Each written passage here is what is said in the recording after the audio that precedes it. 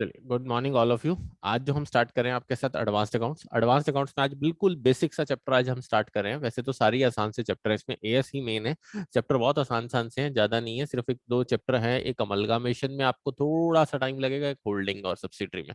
ये दो chapter important है, जिसमें कहीं ना कहीं ज्यादा आपको वैसे है, बाकी सारा एडवांस अकाउंट्स बहुत ईजी है। होल्डिंग सब्सिडरी भी इतना वो नहीं है जितना थोड़ा सा अमलगामेशन में बच्चों आपको ध्यान देना पड़ेगा। अमलगामेशन के लिए हमें थोड़ा सा मेहनत करनी पड़ेगी, बाकी तो बहुत इजी इजी चैप्टर है। तो सबसे पहले आज इजी सा चैप्टर स्टार्ट करते हैं। हाँ भाई, लिक्विडेशन ऑफ कंपनीज निकाल लो भाई। लिक्विडेशन ऑफ कंपनीज मिला, मिल गया। चैप्टर नंबर देख लो अपनी बुक में कौन सा है। मेरे ख्याल से 6 है। 6 है, निकाल लो।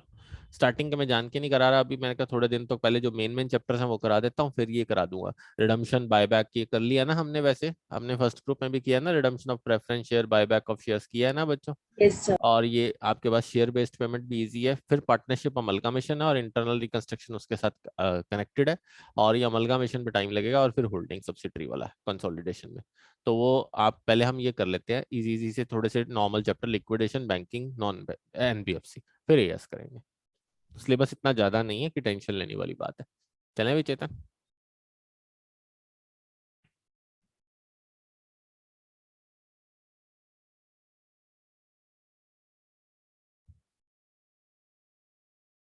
आस्था जी, लिक्विडेशन का मतलब क्या होता होगा?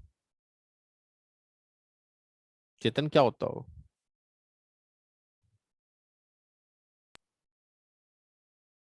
क्लोजर, क्लोजर ऑफ बिजनेस, बंद करना, वाइंडिंग अप करना। Yes sir. तो खुशी जी, अगर हम वाइंडिंग अप करते हैं किसी कंपनी को, तो या तो दो तरह की वाइंडिंग अप हो सकती है कि हमारा मन कर रहा है, हम आगे बिजनेस को सर्वाइव नहीं करना चाहते। एक, हमारा मन नहीं कर रहा खुशी, हमें कोर्ट ने कह दिया बंद करो भाई, तुम्हारे बिजनेस में लॉस है, तुमने बहुत सारे कर्जे देने हैं, अब इसे बंद करो। तो वो जो चीज है वो क्या है? वो ऑब्वियस है, कंपलसरी वाइंडिंग अप है। तो दो तरह की वाइंडिंग अप होती है बच्चों, एक वॉलेंट्री और एक कंपलसरी। तो समझ में आ रहा है वाइंडिंग अप है क्या? कंपनी को बंद करना। तो आपने पार्टनरशिप में रियलाइजेशन सबने पढ़ा था ना? साक्षी, पढ़ा था रियलाइजेशन? Yes sir. वही सेम चीज है। रियलाइजेशन में क्या होता था खुशी? एसेट बेचते रहते थे और पेमेंट्स करते रहते थे। यहाँ भी यस। एसेट बेचते रहेंगे, बस पेमेंट्स करते रहेंगे। बट उस पेमेंट करने के कुछ तरीके होंगे चेतन, कि ये नहीं है कि पेमेंट ऐसे ही कर देनी है। हाँ, अभी जिसका मन आया उसको पहले पैसे। आपको पता है डिवेंचर होल्डर को पहले पैसे मिलते हैं इक्विटी और प्रेफरेंस से, फिर प्रेफरेंस को मिलते हैं, फिर इक्विटी को मिलते हैं। बट इनसे भी पहले किसको मिलते होंगे? सिक्योर्ड क्रेडिटर्स को। अनसिक्योर्ड का भी नंबर आता होगा इसके साथ साथ।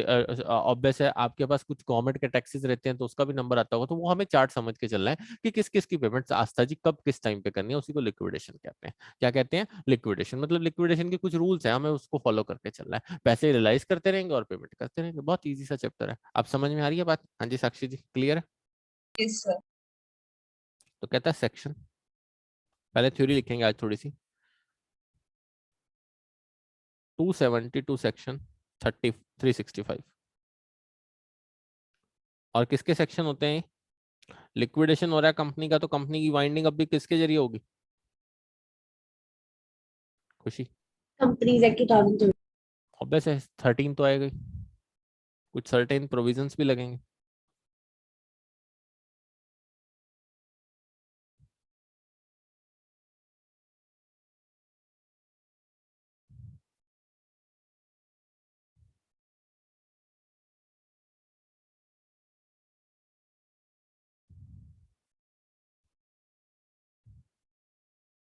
Liquidation is done by the, कौन करेगा?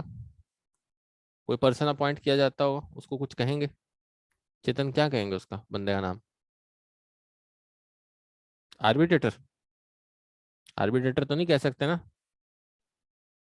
क्योंकि वो तो झगड़े निपटाता है। ये तो एक ऑफिशियल पर्सन होता है जिसका काम है एसेट को बेचना और आपको पैसे दे देना। क्या कहेंगे खुशी जी? लिक्विडेटर। क्या कहेंगे? लिक्विडेटर। दो तरह के मोड्स हो सकते हैं।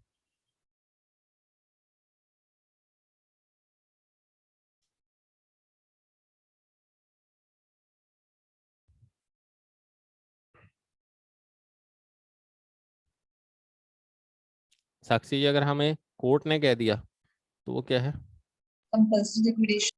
और कोर्ट कब कहेगी? जब आप सॉल्वेंट हो गए या इंसॉल्वेंट हो गए? इंसॉल्वेंट। हाँ जी खुशी जी, इंसॉल्वेंट के किस पे कहती है बताइए? आस्था, जिस बिजनेस में प्रॉफिट होगा उसमें जाके कहेगी कोर्ट? कभी भी नहीं कहेगी। Yes, sir.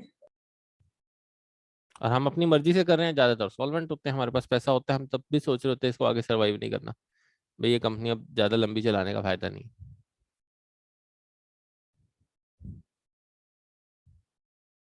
कौन ऑर्डर देता होगा वास्ता? By the order of tribunal,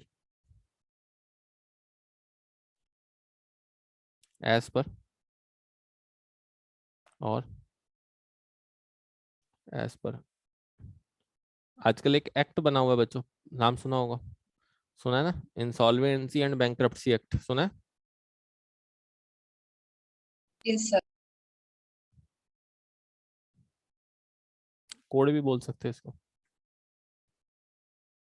court के पैसे रुक गए, कुछ हो गया तो obvious insolvency and bankruptcy act लग जाता है, और हम अपनी मर्जी से करना चाह रहे हैं तो voluntary winding up.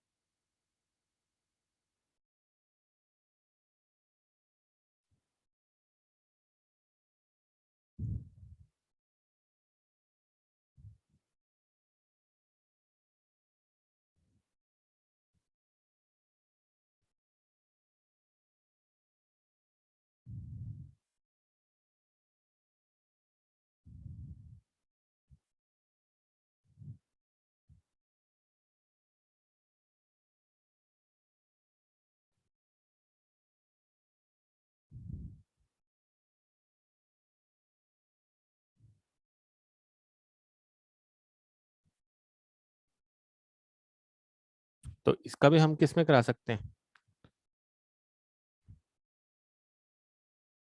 Insolvency and bankruptcy act में। पर ज्यादातर जो सेक्शन 304 है वो बच्चों किस में होता है, जब हम क्या होते हैं, सॉल्वेंट पोजीशन में होते हैं। बट चेतन हमें खुद लग रहा है कि हम बैंक्रप्सी में जा रहे हैं तो हम करा सकते हैं इसको, ये वॉलेंट्री है, पर ज्यादातर केस में सॉल्वेंट ही होता है। लिख लिया सभी ने? Yes sir. 4 टाइप के क्वेश्चंस बच्चों पूछे जाते हैं।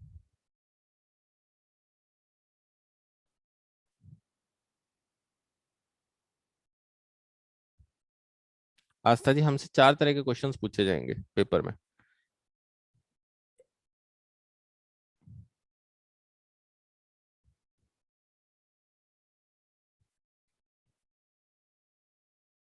आज हम एक टाइप तो कंप्लीट करके जाएंगे, एक क्या, वैसे तो आज पूरा चैप्टर ही काफी हद तक समझ में आ जाएगा तुम्हें।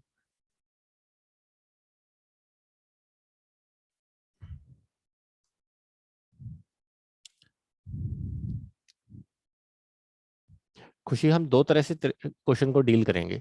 एक होता है हमारे पास कि आपके पास कुछ शेयर होल्डर्स की पेमेंट एक साथ आई होती है और कुछ की पूरी नहीं आई होती अभी। साक्षी, फॉर एग्जांपल एक ने दिया हुआ 60 पेड अप और एक ने दिया हुआ 75 पेड अप। अब मुझे इस बात का आंसर दो खुशी, वाइंडिंग अप आ गया और जबकि 100 का शेयर है, तो 1 से 25 लेने हैं, 1 से 40 लेने हैं, यस और नो खुशी? बट अब Yes, sir. जिससे 25 और 40 लेने हैं ना, और एक और भी सिचुएशन अराइज होती है कि अब किसकी लाइबिलिटी कितनी बनती है। मुझे इस बात का आंसर दो, आपने कंपनीज एक्ट में पढ़ा है कि शेयर्स में लाइबिलिटी क्या होती है, लिमिटेड। Yes. जितने का शेयर इशू किया उससे ऊपर तो हम जा नहीं सकते। बट उसकी भी एक कंडीशन है, अगर चेतन हमें अगर पैसा कम चाहिए कंपनी को, तो क्या कंपनी ज्यादा मांग सकती है आपसे? आपकी लाइबिलिटी बनती है 40 रुपए, पैसे चाहिए 30 रुपए कंपनी को, तो आपसे कितने मांगेगी कंपनी? 30 रुपये। 30 रुपए ना। तो खुशी, उसके लिए हम एक बनाएंगे, एक स्टेटमेंट बनाएंगे, उसको बोलते हैं बी लिस्ट कॉन्ट्रीब्यूटरी लाइबिलिटी। क्या बोलते हैं? बी लिस्ट कॉन्ट्रीब्यूटरीज लाइबिलिटी, वो अभी आगे पढ़ेंगे। बट और उसके बाद एक स्टेटमेंट बनती है साक्षी जी, कि हम एसेट के पैसे रियलाइज करते रहते हैं और बाकी पेमेंटें करते रहते हैं, वो होती है लिक्विडेटर फाइनल सेटलमेंट। क्या होती है? Liquidator final statement of accounts. मतलब एक रिसिप्ट एंड पेमेंट की तरह अकाउंट बन जाता है खुशी जी। सारा पैसा आता रहता है रिसिप्ट में और पेमेंट साइड में पेमेंट करते रहते हैं, जो बच जाता है वो इक्विटी शेयर होल्डर को बांट देते हैं। सीधी सीधी सी कहानी है। लिक्विडेशन का मतलब ही यही है कि चेतन, हमें लिक्विडेशन का मतलब यही है कि पैसे बांटने हैं, बात खत्म। समझ में आ रही है बात? तो ये 4 तरह की स्टेटमेंट बनेगी। कितनी तरह की स्टेटमेंट बनेगी? 4 तरह की। एक स्टेटमेंट ऑफ अफेयर्स होता है, वो उसका अलग टाइप है। एक रिसिप्ट एंड पेमेंट रिसीवर के हिसाब से होता है, वो उसका अलग टाइप है। मतलब चारों टाइप की आपको हमने पढ़नी है। आ रही है बात समझ में? थोड़ी थोड़ी, थोड़ा थोड़ा कंसेप्ट क्लियर हो रहा है बच्चों? Yes sir. Yes, sir.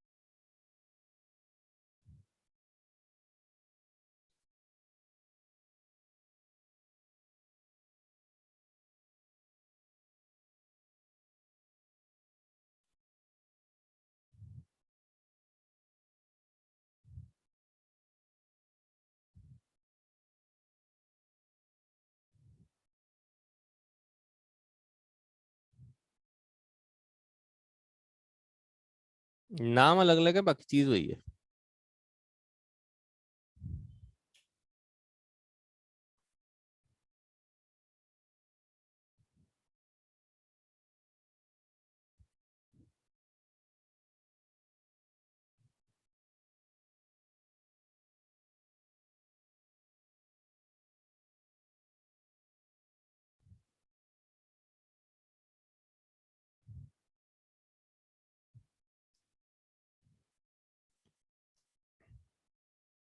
और कॉन्ट्रीब्यूटरी का मतलब क्या होता है? ऑब्वियस है, लाइबल है कि कंट्रीब्यूट करने के लिए एसेट ऑफ द कंपनी में in the event of company winding up. Obvious है साक्षी जी, मैं अगर फॉर एग्जांपल शेयर कैपिटल में इन्वेस्ट कर रहा हूँ, मैं शेयर कैपिटल में कंट्रीब्यूटरी बन गया कि नहीं बन गया? अगर कंपनी Yes, डूबेगी sir. तो मैं कंट्रीब्यूटरी हूँ कि नहीं हूँ? ऑब्वियस है मैं Yes. हूँ, क्योंकि ऑनर्स तो मैं ही हूँ ना, तो उसको कंट्रीब्यूटरी बोलते हैं। ए लिस्ट एक होती है, बी लिस्ट। ए लिस्ट क्या होगी चेतन? जो ऑब्वियस है प्रेजेंट शेयर होल्डर है, जो फुली पेड अप शेयर होते हैं, उनको ए लिस्ट में डाल दिया जाता है। और जो पार्टली पेड अप शेयर होते हैं, जिन्होंने अभी पैसे पूरे नहीं दिए होते, उसको किस में डाल दिया जाता है? बी लिस्ट में। ए लिस्ट वालों से तो मांग ही नहीं सकते, उन लिस्ट वालों से तो बाद में मांगेंगे, चले पहले बी लिस्ट वालों से मांगेंगे। खुशी, 2 बंदे बैठे हैं क्लास में, एक वालों ने पूरे पैसे नहीं दे रखे, एक ने पूरे दे रखे हैं, तो मैं पहले पूरे वाले पे जाऊंगा या जिसने पहले नहीं दे रखे उस पे जाऊंगा? वैसे जिसने नहीं दे रखे उसी की वजह से जाऊंगा ना, कंपनी डूब रही है अब Yes, तो। sir. एक ने 60 रुपए दे रखे हैं आस्था, एक ने 100 रुपए दे रखे हैं, तो मैं 100 रुपए वाले पे पहले जाऊंगा या 60 रुपए वाले पे जाऊंगा पहले? 100 वाले पे। 100 वाले पे, 60 वाले पे? कंपनी डूब रही है आस्था, ऐसे समझने की कोशिश कर। 60 पे। समझ आया बात क्या नहीं? चेतन समझ में यस आई ये बात सर। या नहीं? चेतन क्लियर हुआ मैं क्या कहना चाह रहा हूँ? Yes, sir. हाँ जी साक्षी जी, क्लियर हुआ मैं क्या कहना चाह रहा हूँ? बी लिस्ट और ए Yes. लिस्ट क्या? खुशी पक्का क्लियर? आस्था पक्का clear? B list A list क्या? Yes sir. अभी क्वेश्चन से समझाऊंगा, टेंशन ना लो, पहले लिख लो बस। क्वेश्चन से समझा दूंगा, सारी चीजें समझा दूंगा।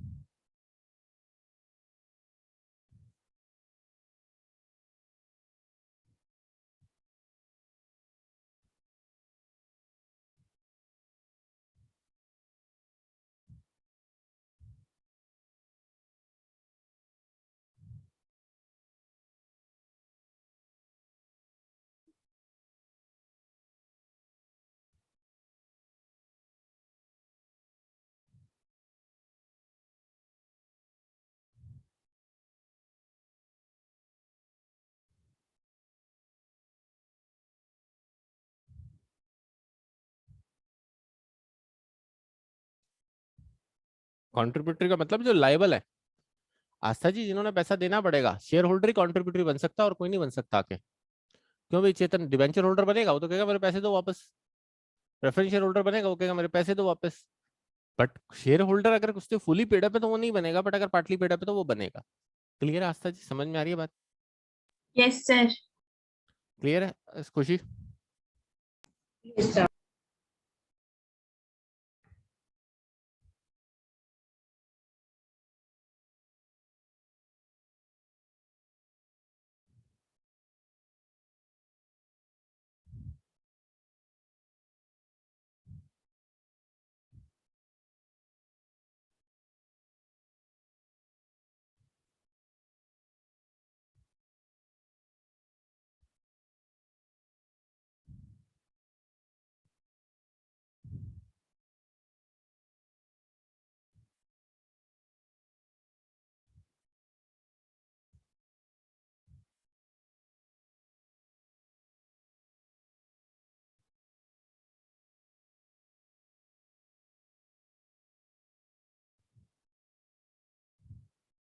वो शेयर होल्डर जो कमेंसमेंट ऑफ वाइंडिंग अप पे आपके पास शेयर होल्डर्स थे, प्रेजेंट शेयर होल्डर।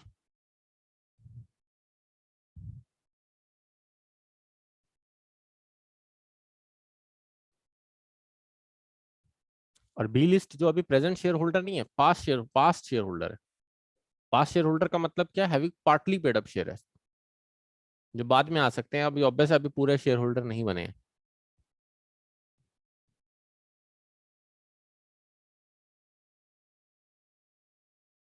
तो पैसे आस्था जी हम बी लिस्ट से ही मांग सकते हैं।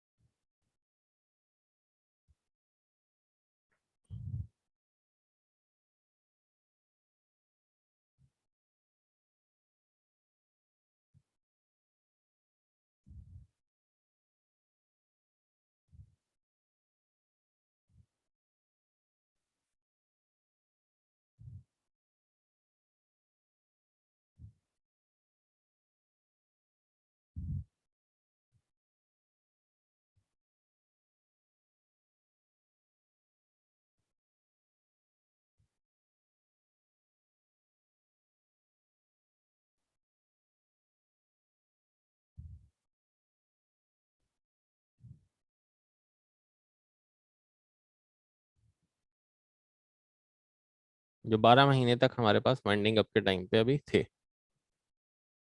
क्योंकि 12 महीने से ज्यादा तो बच्चों टाइम रखा ही नहीं जा सकता ना, share holder fully paid up बन जाता है।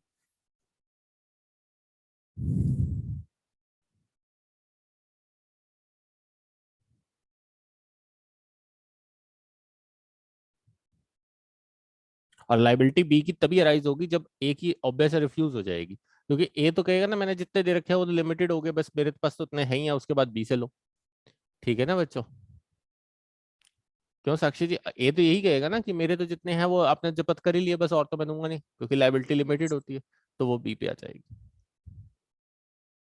खुशी यहाँ तक क्लियर है? Yes, sir. आस्था यहाँ तक क्लियर है? Yes, sir.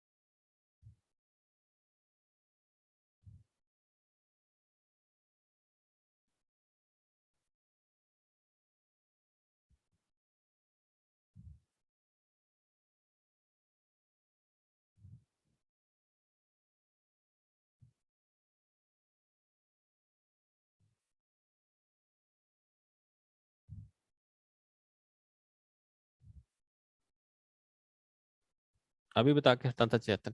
मैं ज्यादा से ज्यादा कितने मांग सकता हूँ? जितने उसके अनपेड अमाउंट रहता है, इससे ज्यादा तो नहीं मांग सकता साक्षी जी। या क्रेडिटर का जो आउटस्टैंडिंग है वही मांग सकता हूँ ना, इससे ज्यादा तो नहीं जाके Yes, खड़ा हो जाऊंगा उससे पैसे मांगने। no, sir. कोई भी नहीं देगा। अगला कहेगा क्यों दूंगा सर? लॉस आपकी कंपनी को, ये थोड़ी है कि आपकी कंपनी को साक्षी खुशी लॉस हो रहा है। अब ए वाले ये कहें मेरे को भी पैसे दे भाई, तू तो कम दे के बैठा था, तू मुझे भी पैसे दे, ऐसा हो सकता है भाई? खुशी देख मैं तेरे को झगड़ा बताता हूँ क्या होता है। एक शेयर होल्डर है ए लिस्ट वाला, उसने 100 रुपए दे रखे हैं पूरे। Yes, sir. एक शेयर होल्डर है चेतन बी लिस्ट वाला, जिसने 60 रुपए दे रखे हैं। अब लाइबिलिटी राइज हो रही है 20 रुपए की क्रेडिटर की। अब 60 वाला क्या कहेगा? मैं 20 दे देता हूँ या 40 दूंगा? वो तो कहेगा मैं 20 दे देता हूँ भाई, तुम्हारी कंपनी डूब गई है, मैं तो आके मेरे भी तो डूबे हैं, तुम तो पहले से शेयर होल्डर थे, तो नेचुरल सी बात है तुम जिम्मेवार हुए ना, तुम तो प्रेजेंट शेयर होल्डर थे, मैं तो पास्ट शेयर होल्डर बाद में आ रहा हूँ। आस्था समझने की कोशिश करना इस पॉइंट को, बहुत ध्यान से, क्रिटिकल है ये पॉइंट। साक्षी ध्यान से समझने की कोशिश करना। जो कंपनी में पहले ज्वाइन होता है वो लॉस का कारण होता है पीछे से, या जो कंपनी में बाद में ज्वाइन होता है वो कंपनी में लॉस का कारण होता है? जो पहले से ज्वाइन होता है। ऑब्वियस है खुशी, ये तो बात क्लियर है ना। मेरे पास मेरा बिजनेस है, तुम आके बाद में ज्वाइन हुए तो नुकसान मेरी वजह से हुआ होगा या तुम्हारी वजह से हुआ होगा? आपकी वजह से सर। और अगर मान लीजिए आप बाद में आ रहे हो तो आप यही कहोगे ना, मेरी 100 रुपए की शेयर लाइबिलिटी, आप कोर्ट में जाके खड़े होगे ना, मैं 100 से ऊपर तो नहीं दूंगा। और अगर आपकी क्रेडिटर की लाइबिलिटी 20 की है तो मेरे 60 दिए हुए तो मैं 20 और दे दूंगा, 80 मेरे बनते हैं, मैं 100 नहीं देने वाला। यही कहोगे ना खुशी। Yes sir. ये थोड़ी कहोगे कि आस्था जी मैं अब इतना दयालु हूँ कि मैं 20 और दे देता हूँ, आप पहले वाले शेयर होल्डर को बांट दो वो पैसा। ऐसा तो नहीं कहोगे ना कभी भी जाके। No, sir. अब समझ में आ रही है खुशी? क्लियर है चेतन? समझ में आ रहा है ये पॉइंट? यस। बहुत टेक्निकल है ये पॉइंट, बहुत आराम से समझा रहा हूँ इसीलिए। समझ में आया चेतन या नहीं? Yes, sir. हाँ जी, क्लियर हुआ साक्षी जी? पक्का अच्छे ढंग से अब समझ में आया past share holder present share holder क्यों लिखा था मैंने? ये बात अब यस क्लियर सर। होगी? अब क्लियर होगी? हाँ जी साक्षी जी, खुशी जी, यस। बताओ यस। आस्था, पक्का? तो लिस्ट ऑफ द फॉलोइंग में देखो कौन सी है। बहुत आराम से समझा रहा हूँ ये चीज, क्योंकि ये टेक्निकल पॉइंट है, इस चैप्टर को समझाना है मुझे, बाकी सारे क्वेश्चन खुद कर लोगे, इतना आसान चैप्टर है। मैंने तो समझाना है सिर्फ, और लिखवाना है। तो creditors outstanding,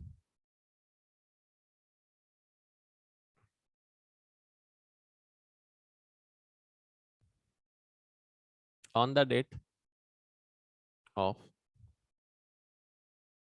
ceasing to be the member, जितने आउटस्टैंडिंग डेट पे सीज किए जा रहे हैं मेंबर्स पे क्रेडिटर्स, या फिर टोटल अनपेड अमाउंट, जो लिस्ट होगा वो ले लेंगे। अब चेतन, क्रेडिटर रहते हैं मेरे 60 रुपए रहते हैं और मेरे पास अनपेड बनता है 40, तो मैं तो उतना ही दूंगा ना अनपेड। बता भाई, 40 ही दूंगा मैं, ये थोड़ी है कि मेरी कोई ठेका है भाई तुम्हारी कंपनी डूब गया मैं अपनी लाइबिलिटी से भी ऊपर चला जाऊं। क्यों खुशी? ठेका तो नहीं है ना? No sir. देखो इसका फॉर्मेट कैसे बनता है, फिर फायदा क्या हुआ कंपनी के शेयर्स लेने का अगर मेरे को सारे ही पैसे देने पड़ गए? फिर तो मैं सोल प्रोप्राइटर में चला जाता। कुछ चेतन बात क्लियर हुई है नहीं?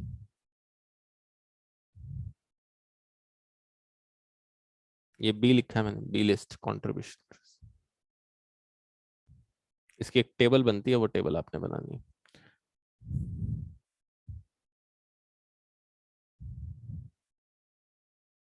यहाँ डेट लिखोगे आप, यहाँ क्रेडिटर्स आउटस्टैंडिंग लिखोगे,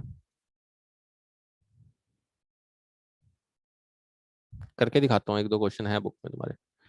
इंक्रीमेंटल अमाउंट लिखोगे,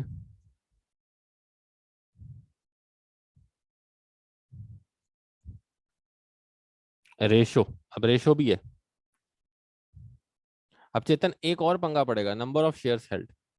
अब चेतन ये तो फाइनल हो गया कि भाई ए वाले तो कहेंगे हम तो देते नहीं पहले, बी वाले देंगे। बी वाले, अब बी वालों में रफड़ा पड़ेगा कि नहीं, किसी ने 60 दिए होंगे, किसी ने 55 दिए होंगे, किसी ने 75 दिए होंगे, 3 4 बी वाले कैटेगरी मिल गई। तो साक्षी जी हो गया पंगा, अब वो कहेगा मैं कौन सा पहले दूं, ए कहेगा मैं दूं पहले या बी दूं, सी दूं या डी दूं, किस किस से कितने लूं। Yes sir. ये पंगा भी पड़ेगा, बस वही स्टेटमेंट बनती है उसी पंगे को सॉल्व करने के लिए। खुशी समझ में आ रही है? क्योंकि कोई कहेगा 60 दिया मैंने, कोई कहेगा 75 दिया मैंने, तो मैं तो 75 वाला कहेगा पहले 15 उससे लो फिर मेरे पास आना, ऐसा तो नहीं हो सकता ना। अब वो रेशो बनेगी फिर उनकी, क्योंकि बी वालों के रेशो में बांट दिया जाता है, जो रूल है लॉ का वही लॉ का रूल रहता है। ये नहीं कह सकते कि अब 75 वालों को ये भी 60 दिया लो से 15 पहले लो भाई तुम पहले दोगे। अब वाइंडिंग अप होगी तो फिर वो एक रेशो के हिसाब से चलेगा, वो रेशो मैं बताता हूँ। समझ में आ रही है खुशी? Yes sir. इसका रूल क्या होता है? क्या होता है? Maximum amount payable to creditor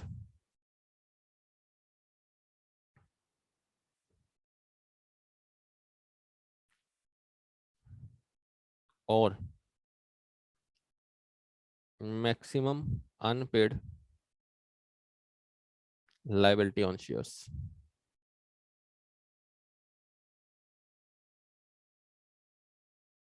ये मैंने वैसे लिख दिया, टेबल मैंने लिखना था पर मैंने वैसे लिख दिया, लोअर ऑफ पेबल ए और बी में से।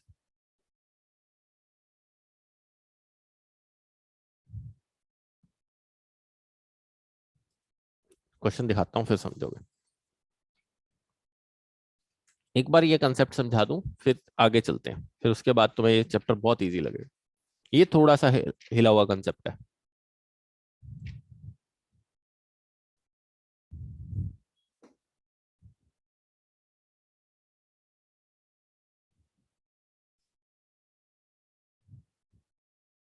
हाँ जी, क्वेश्चन नंबर 8 मिल गया सबको?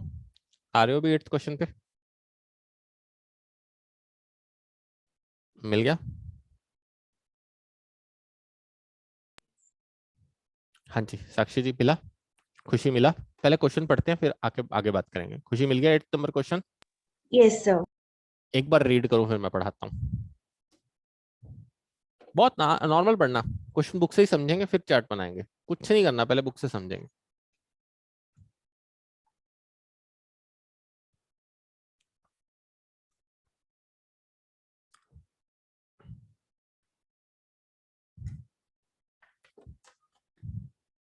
अब लिखा क्या हुआ क्वेश्चन साक्षी जी कि ए लिस्ट कॉन्ट्रीब्यूटरी से पैसा रिकवर नहीं हो पाया, क्योंकि ए लिस्ट तो दे चुके हैं पूरा पैसा, मिल गया। 12 अप्रैल को कैलेंडर ईयर पे लिक्विडेशन हो रहा है in the winding of company, और आपको कह रहा है following details of the share transfer prior to the liquidation, creditors remain unpaid. अब अरुण एक शेयर होल्डर है, बाला एक है, और चंद्रू है, और दीपा है, और ऐश्वर्य है। मिल गया भाई? हाँ जी एवरीवन मिल गया? Yes, sir. अब ध्यान से देखना कि कमेंसमेंट कब हुई थी, 12 April of the certain calendar year. मिल गया? 12 अप्रैल, ये भी ध्यान से देखना क्योंकि हमने कुछ कहा था, उसमें भी कुछ कंडीशंस हैं। लिख गया 12 अप्रैल, तो winding is commenced on 12 April, hence only those person transferred their shares within the 12 months, अभी लिखवा के हटाऊं, are liable to the contributory of B list। तो अरुण क्या आपके पास B list contributory होगा?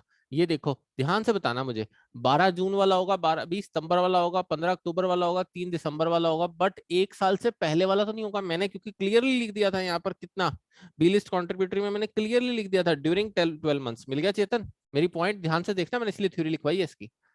हाँ जी चेतन, क्या अरुण आपके पास बी लिस्ट कॉन्ट्रीब्यूटरी होगा? नहीं होगा ना, बताइए। No, sir. खुशी समझ में आई ये बात या नहीं आई? खुशी खुशी 5 हैं, 5 अरुण, बाला, चंद्रू, दीपा, ईश्वर। पर अरुण की सीज्ड हुए थे मेंबर, जब सीज्ड हुआ था लास्ट कैलेंडर ईयर में, वो 4 फरवरी को सीज्ड हो गया था। तो क्या 4 फरवरी को वो सीज्ड हुआ था? तो नेचुरल सी बात है, अब आपका 12 अप्रैल को अगर हो रहा है तो 12 अप्रैल से तो आपके 14 महीने हो गए, तो नेचुरल सी बात है पॉसिबल नहीं है ना। Yes, sir.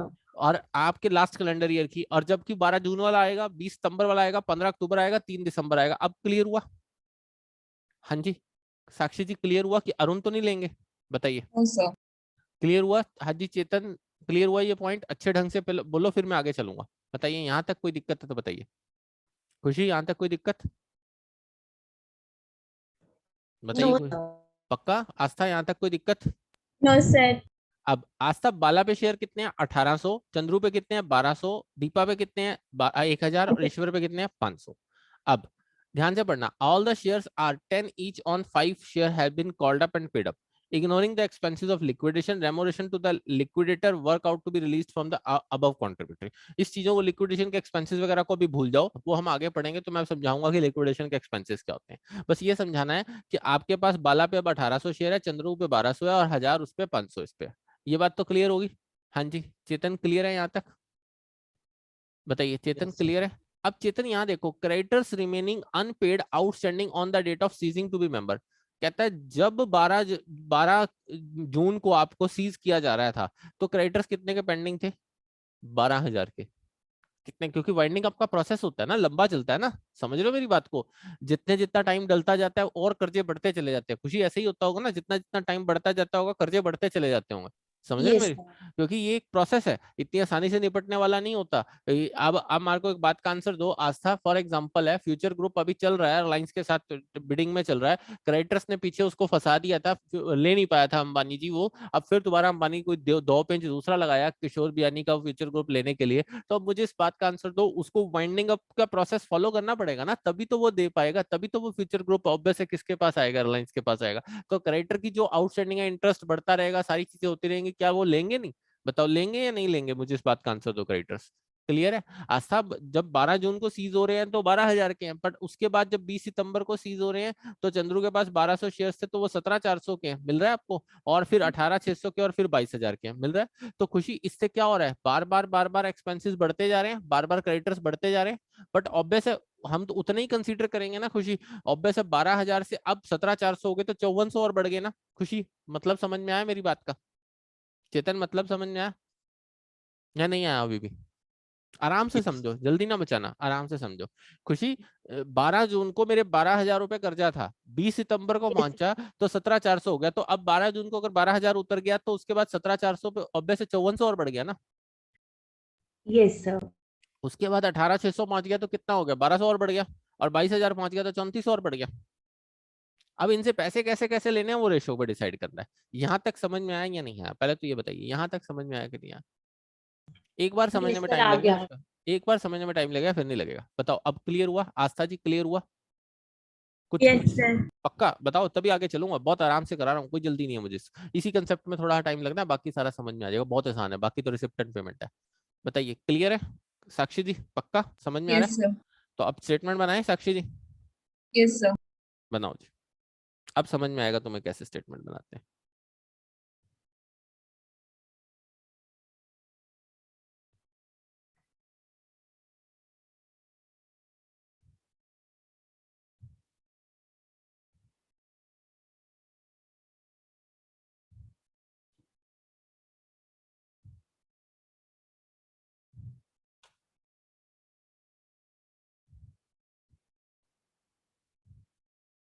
तो इधर क्या लिखा था हमने? क्रेडिटर आउटस्टैंडिंग लिख लो, या जैसे बुक में बनाई हुई है वैसे बना लो। वो बुक वाली ज्यादा ठीक लग रही है मुझे, जैसे मर्जी बना लेना, क्योंकि शेयर होल्डर का कॉलम भी बनाना पड़ेगा ना।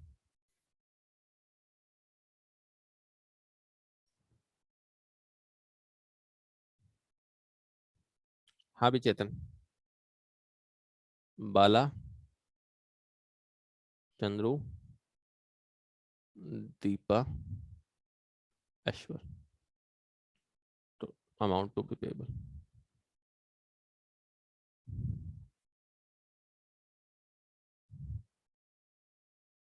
Name of share holder,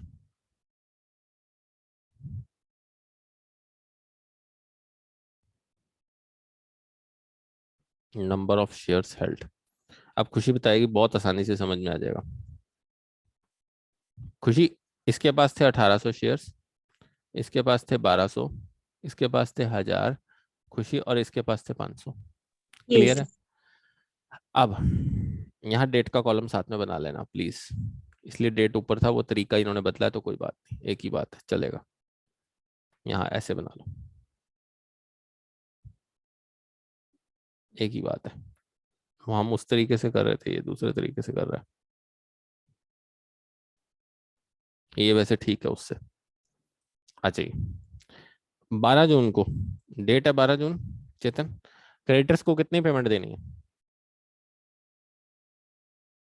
12. 12,000। अब क्या चेतन, मैं पहले 1800 वाले को फोन करूंगा? नहीं भाई, तू पहले दे बाला को, चंद्रू को कहूंगा, फिर तू पहले दे, दीपा को कहूंगा, फिर तू पहले दे, ईश्वर को कहूंगा, तू पहले दे। भाई तेरे कम है, लड़ाई नहीं होगी फिर भाई, जब लिक्विडेशन हो गया अब तो लड़ाई होगी उसके बाद तो।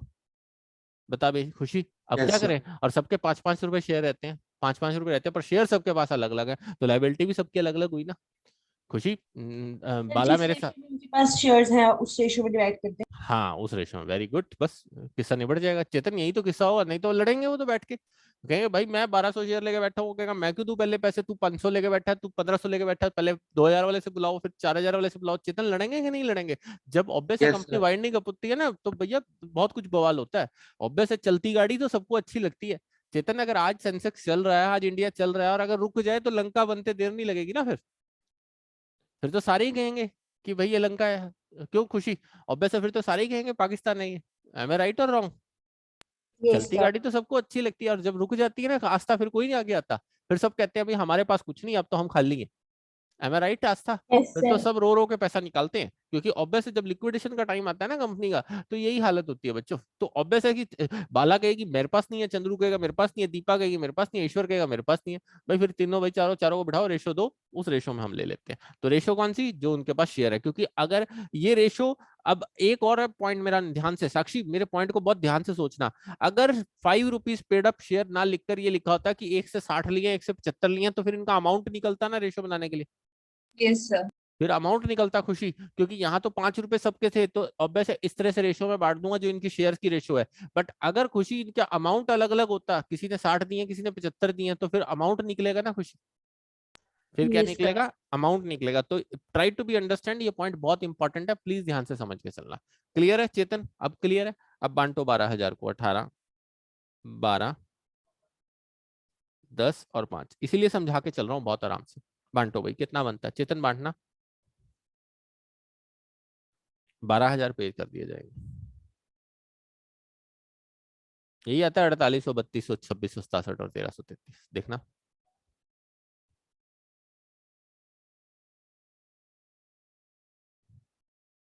खुशी, यही आता है। Yes sir. अब उसके बाद 12 जून के बाद चले 20 सितंबर को आगे। आस्था आप देने कितने, 17,400 थे, 12 दे चुके हैं, तो अब स्टेप कितने का बचा, 5400 का। अब ध्यान से देखना, बड़े ध्यान से।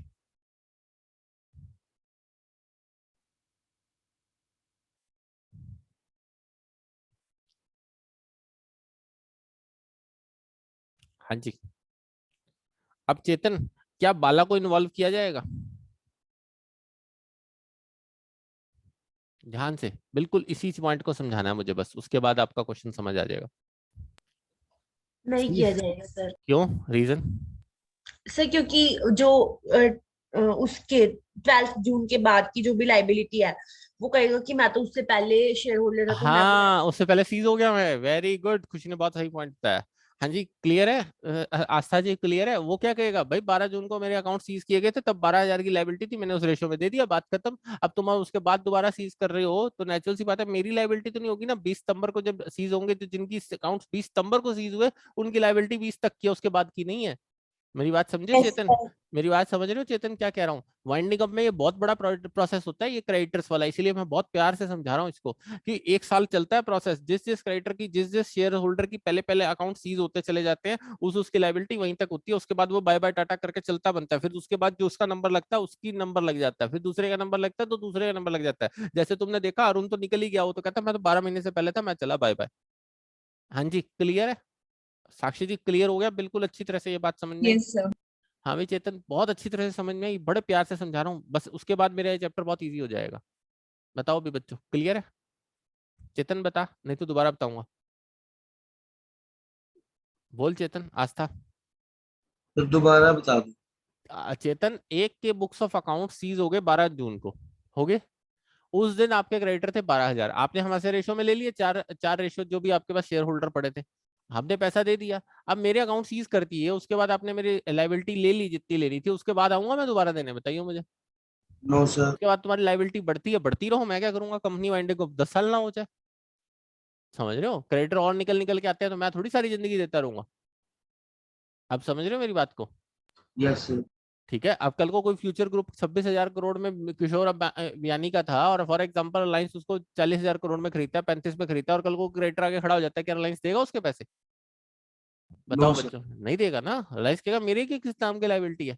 क्यों खुशी, क्लियर है ना? जिस दिन सीज हो गया अकाउंट्स, बात खत्म, और शेयर होल्डर भी नहीं देंगे। Yes sir. वो तो सीज होने के बाद खत्म कहानी। हाँ जी, साक्षी जी क्लियर, आस्था क्लियर। Yes, sir. अब यस सर। उस दिन देखो कितनी किसी रेशो में जाएंगे। यही तो कहानी है ये सारी, इतनी आसानी से समझ नहीं आएगी, ये बहुत लंबी चौड़ी कहानियां होती है बच्चों। ये जब खत्म होती है ना, तब बड़ी अलग होती है, जब पैदा होती है कंपनियां तब अलग होती है, मतलब रूप बदल जाते हैं। जब ऑब्वियस है, जब कोई जा रहा होता है तो उसके शहरों के रंग बदले होते हैं ना। चेतन, बंदा कैसे बोलता है, दे दूंगा जब कोई करना कर ले भाई, ऐसे ही बोलता है ना। Yes sir. और जब लेना होता है तो बाबूजी होता है मुंह पे। एम आई राइट और रॉन्ग? बताओ भी, 5400 को बांट के बताओ, 5400 ये आना चाहिए, 2400, 2000, 1000, यही आ रहा है बच्चों। Yes, sir. Yes sir. चले, अभी और भी कुछ बताऊंगा, इसमें बड़े सारे किस्से हैं, इसको बहुत बड़े प्यार से करना है। एक बार समझ में आ गया फिर कुछ नहीं। उसके बाद आ जाओ 15 अक्टूबर। खुशी, अब 18,600 में से 17,400 चले गए, कितने रह गए अब देने? 1200। कौन सी रेशो में बटेंगे? 10:5। 2:1 होगी। अभी इसके आगे नंबरिंग लगेगी, बाद में बताऊंगा वो क्यों लगेगी। ये सब मुझे भी पूछना था कि कॉल लिप तो 5 ही है, तो कॉल लिप तो खत्म हो गया, तो हाँ फिर बस, फिर 800 जितने कैसे? बैलेंस बचेगा उतने ही दिया जाएगा, बस फिर जो पैसे बचे ले जाओ भाई। 800 वालों को 800 ना मिलकर फिर कितने मिलेंगे? 333 मिलेंगे, क्योंकि देखो ना, ये दोनों का कॉम्बिनेशन कितना बन रहा है, 4,667 बन रहा है। हमसे 5,000 लिए जा सकते हैं, उससे ज्यादा तो हमारी लाइबिलिटी नहीं है। समझ रहे हो मेरी बात को? Yes sir. तो ये तो रूल है, यही तो आगे फंसती है ना कहानी, कि तभी तो क्रेडिटर डूबता है, फंसता है यहाँ आके। ये बड़े समझदार हैं बच्चों, इन्होंने जिन्होंने शेयर इशू किए होते हैं ना, वो बहुत पूरी कैलकुलेशन लगा के चले होते हैं। ऐसे थोड़ी नीरव मोदी बनते हैं, ऐसे थोड़ी विजय माल्या बनते हैं, बहुत कुछ सोच के चले होते हैं। ऐसे थोड़ी इंडिया के अंदर इतने डिफॉल्टर हैं कि हद से ज्यादा, कई लाख करोड़ बो दिया इन्होंने। क्यों भी चेतन, क्लियर है? ये हर चीज की कैलकुलेशन पहले से लगाते हैं, इनको पता होता है कि कब कौन सी कॉन्ट्रीब्यूटर फंसेगी। चले भाई, आस्था जी यस सर। बताइए। कंपनी जब डूबने वाली होती है ना, तो खुशी परचेजिंग ज्यादा करती होगी कम करती होगी? आंसर देना मुझे इस बात का। किस चीज की, इन्वेंट्री की या? इन्वेंट्री की, सारे स्टॉक्स की, मशीनरी की, सब की। क्योंकि क्रेडिटर तो सब में रेट होना है ना, अरेंज होना है ना। कम करती होगी लिक्विडिटी ज्यादा दिखाने की। कम नहीं करती, ज्यादा करती है। क्यों साक्षी जी? अगर यस एक सर। कंपनी डूबने वाली है, वो सोचती है पैसा आने दो, शॉर्ट टर्म उठा लो जितना उठा सकते हो। जिस दिन कंपनी की परचेजिंग बढ़नी शुरू हो जाती है ना, उस दिन समझ लो कंपनी जाने वाली है। मैं तुम्हें एक बिजनेस का एक रूल बताता हूँ। एक बंदा एडवर्टाइजमेंट लास्ट में आके बहुत कर रहा है, वो जाने वाला है या टिकने वाला है? वो जाने वाला है। क्यों चेतन, क्यों कर रहा है एडवर्टाइजमेंट? अब तो खींच लो, फंसाना है लोगों को, फंसा के निकल लो जिस मर्जी रेट में। खुशी, मेरी बात समझ में आ रही है?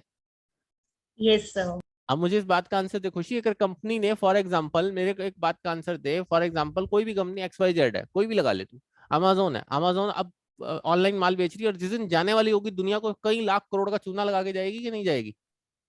पता नहीं यस सर। कितने लाख करोड़ का चूना लगा देगी उस दिन। क्यों? क्योंकि उस दिन क्या करेगी? 10 दिन की पेमेंट 15 दिन रोक लेगी, 20 दिन रोक लेगी, महीना रोक लेगी। चेतन, लोग सोचेंगे यार 10 साल से तो पेमेंट दे ही रही है, कोई बात नहीं, अगर 10 दिन लेट हुई है तो कोई बात नहीं, 2 महीने में आ जाएगी, कोई तो आई तो जाएगी, कंपनी तो भागती नहीं।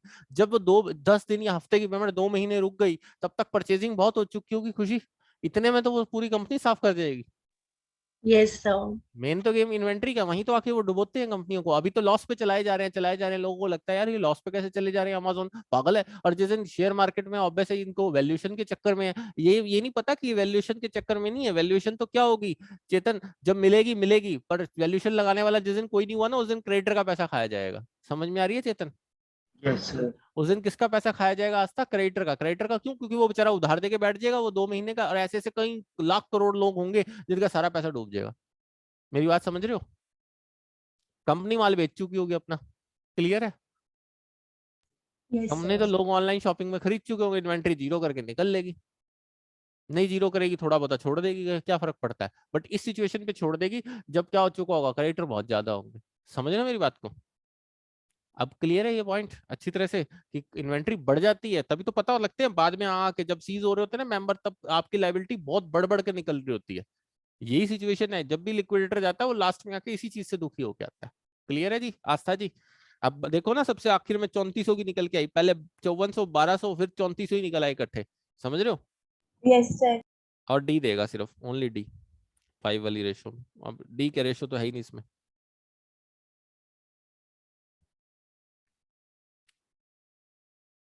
अब बताइए, ऐसे बनती है बच्चों बी लिस्ट कॉन्ट्रीब्यूटरी, जब क्रेडिटर के पैसे शेयर होल्डर से लेने होते हैं, जब आके शेयर होल्डर पे भी पैसे नहीं होते। अब ये तो ऑब्वियस है, 4800। जो क्रेडिटर जितनी जल्दी सीज हो जाता है उतनी जल्दी बच जाता है। और sorry, share holder. Maximum liability कितनी है शेयर्स की? अब 5 से मल्टीप्लाई करो, 9, 6, 5। बताओ जी चेतन जी, अब कितनी देंगे ये? क्लियर है खुशी जी? तो इसको कम मिलेगा ना, वर्क नंबर 1 डाल देना, और इसको और उससे कम मिलेगा, और इसको 3 डाल देना। ये तो मिलेगा ही नहीं। सर तो फिर जहाँ पे 800 है, जिसमें उसकी लाइबिलिटी वहां पे कम होगी क्योंकि उसकी शेयर्स की अमाउंट ही खत्म होगी थी, तो फिर वो ईश्वर भी उसी के रेशो में देगा। हाँ, रेशो वही रहेगी, मतलब रेशो वही रहेगी, ओके सर। वही रेशो रहेगी ना। बस वो कितने दे देगा? 333 जो बैलेंस बचा है, और वो कितने दे देगा? ऑब्वियस है 167 जो बचा है उसके पास। ओके। ठीक है, हाँ जी क्लियर, नीचे लिखा भी हुआ है, पढ़ सकते हो। तो कहता है Deepa will pay 333 out of 1 marked, और वो 167 आउट ऑफ 2 मार्क्ड, और 3 तो पे ही नहीं होगा। क्लियर है? तो कितने नहीं पे हुए क्रेडिटर्स? अब टोटल इंक्रीमेंटल क्रेडिटर्स कितने हैं निकाल सकते हो, यहाँ से टोटल कर लो इसका कितना बनता है, इसमें से माइनस कर लो। 4100 को पे नहीं किया गया,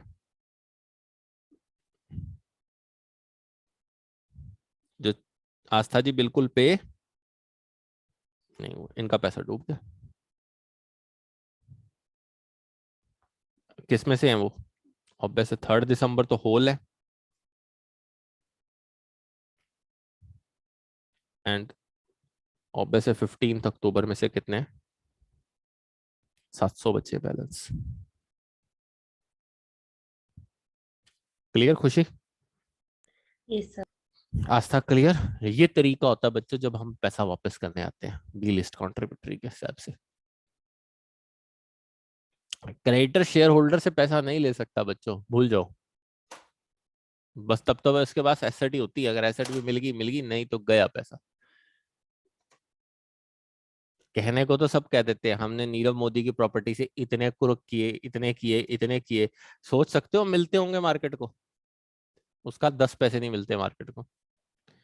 चेतन, अगर कोई आड़ती पैसे लेके भाग जाए ना, उससे फिर भी 25-30 पैसे रिकवर हो जाते हैं। क्यों हो जाते हैं? आप उसके घर चक्कर काट लोगे, 10 आदमी इकट्ठे होकर मंडी में आड़त में बैठ जाओगे, जाके कोई समझौता करोगे तो 20-25-30 पैसे पे मान मन जाएगी। क्या कंपनी में हो सकता है ऐसा?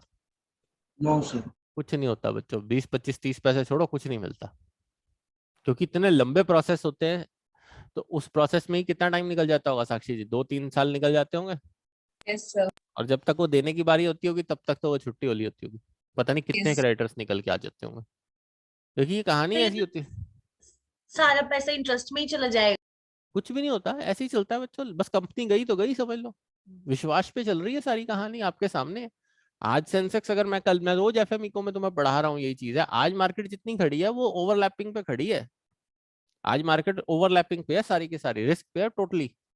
इसीलिए तो लोग आप देखो ना, प्रॉपर्टी में परचेजिंग करते हैं, कभी किसी में करते हैं, डर रहे हैं लोग, क्योंकि लोगों को डर लग रहा है कि किसी दिन ये कोलैप्स हुआ तो सब कुछ कोलैप्स होगा। क्योंकि कॉन्ट्रैक्शन के बाद, कॉन्ट्रैक्शन कब आता है खुशी, कब आता है? एक्सपेंशन के बाद आता है या बूम के बाद आता है? सब बूम की बात। अब ये बूम चल रहा है ना, इतना तो बूम चला रखा है, हर चीज इतनी रेट बढ़ा रखी है, वो बूम ही है। अब ये कंपनी जो दबा दबा के माल बेच रही है ना, वो बूम में ही बेच रही है। चेतन, किस चक्कर में बेच रही है? बूम में बेच रही है। क्लियर है? Yes sir. वो इसलिए बेच रही है, इन्वेंट्री इकट्ठी कर रही है वो। जिस दिन इन्वेंट्री निकल गई उस दिन निकल जाएंगी, बस उन्होंने रास्ता ढूंढ रखा है। बड़े बड़े बिग, आप देखा ना बिटकॉइन का क्या हाल हुआ, पिट गया ना बिटकॉइन, पता होगा। ये सब भी गिर गया है थोड़ा। गिर नहीं गया थोड़ा, खत्म है, आधे से ज्यादा रेट नीचे है, पिछले साल से तो आधे से ज्यादा रेट नीचे है, बहुत लॉस पे है। आ जाइए 9th पे, और जाएगा अभी, क्योंकि situation out of the control चल रही है। आ जाइए 9th बनाइए, फिर इसका घर से करना क्वेश्चन। बनाइए 9th, बनाओगे 9th अपने आप या मैं बनाऊं? आस्था जी करोगे ट्राई? Yes, sir. करो फटाफट, फिर जल्दी करिए 9th, फिर आगे समझाता हूँ।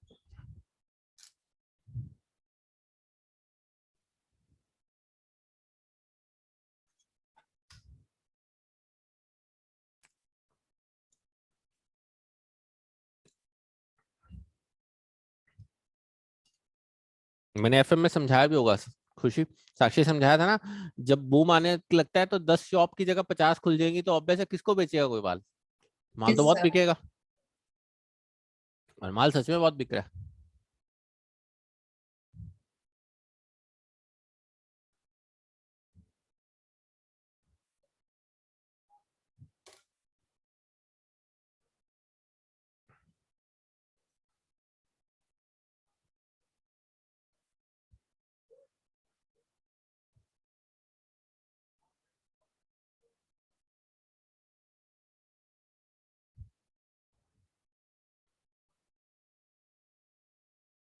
जल्दी जल्दी 9th करो। 10th, 10 पेड अप है, 8 पेड अप है, सॉरी 10 पर शेयर है। 25 जून है, देख लेना, पहले वाला छूट ही जाएगा पी तो। QRST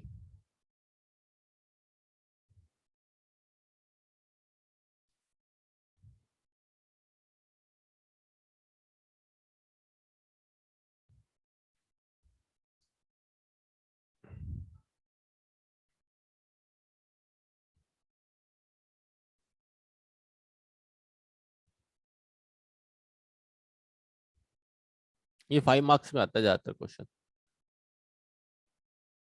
10th में कराऊंगा पहले, इससे पहले कुछ क्वेश्चंस करा लूं, 10th फिर कराऊंगा।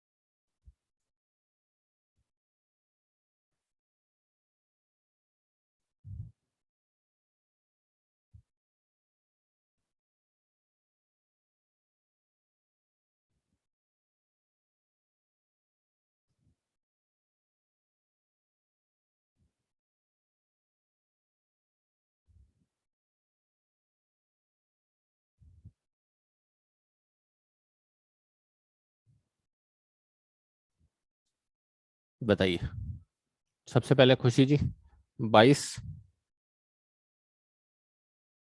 जुलाई कितने आउटस्टैंडिंग है? से 12,000। 12,000। रेशो बताइए, किस रेशो में बटेगा? से 30:24:16:10।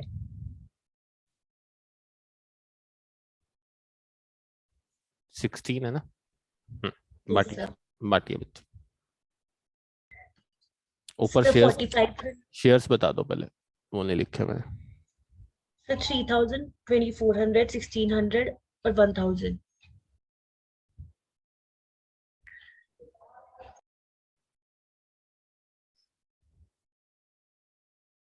₹2 ले सकते हैं सबसे। Yes sir. 4,500 बताइए, यही आ रहा है? Yes sir. 3,600, 2,400 और 1,500।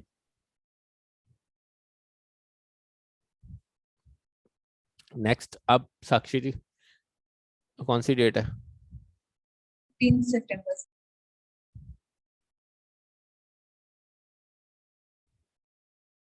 1,500 देने, यस सर। किस रेशो में? 24:16:10। बताइए, बांटिए। सर 720, 480,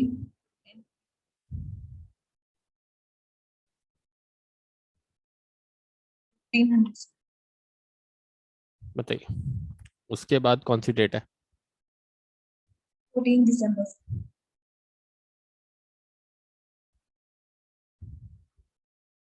हाँ भी, आस्था चेतन क्लियर हो गए तो बिल्कुल आसान लग रहा है अब। बताइए, रेशो बोलिए, 16:10। बांटिए। 308 and 192।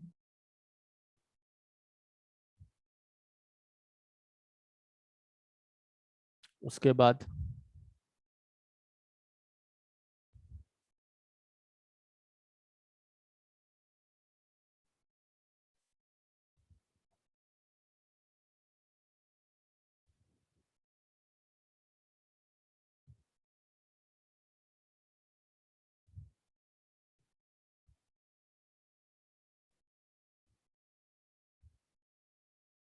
खुशी टोटल करें।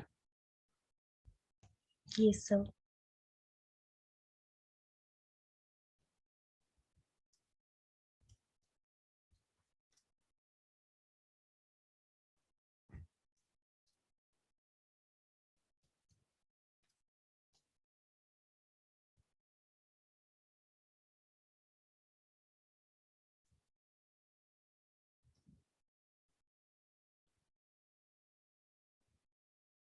अब बताइए पैसा कितना कितना लेना है, 3000 वालों से 2।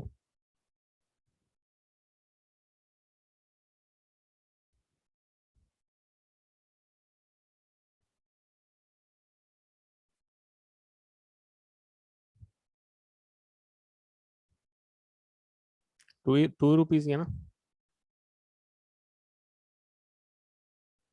बताना कितना आएगा। 16 से, बस इससे दिक्कत आएगी। इंक्रीमेंटल क्रेडिटर 192 आ रहा होगा देखो। आज तक क्लियर हो गया यस अमाउंट। सर।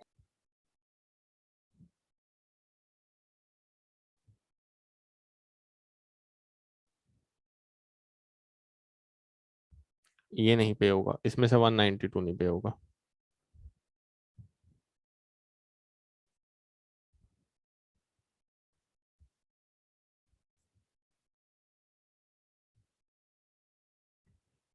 इसका टोटल कर लो एक बार।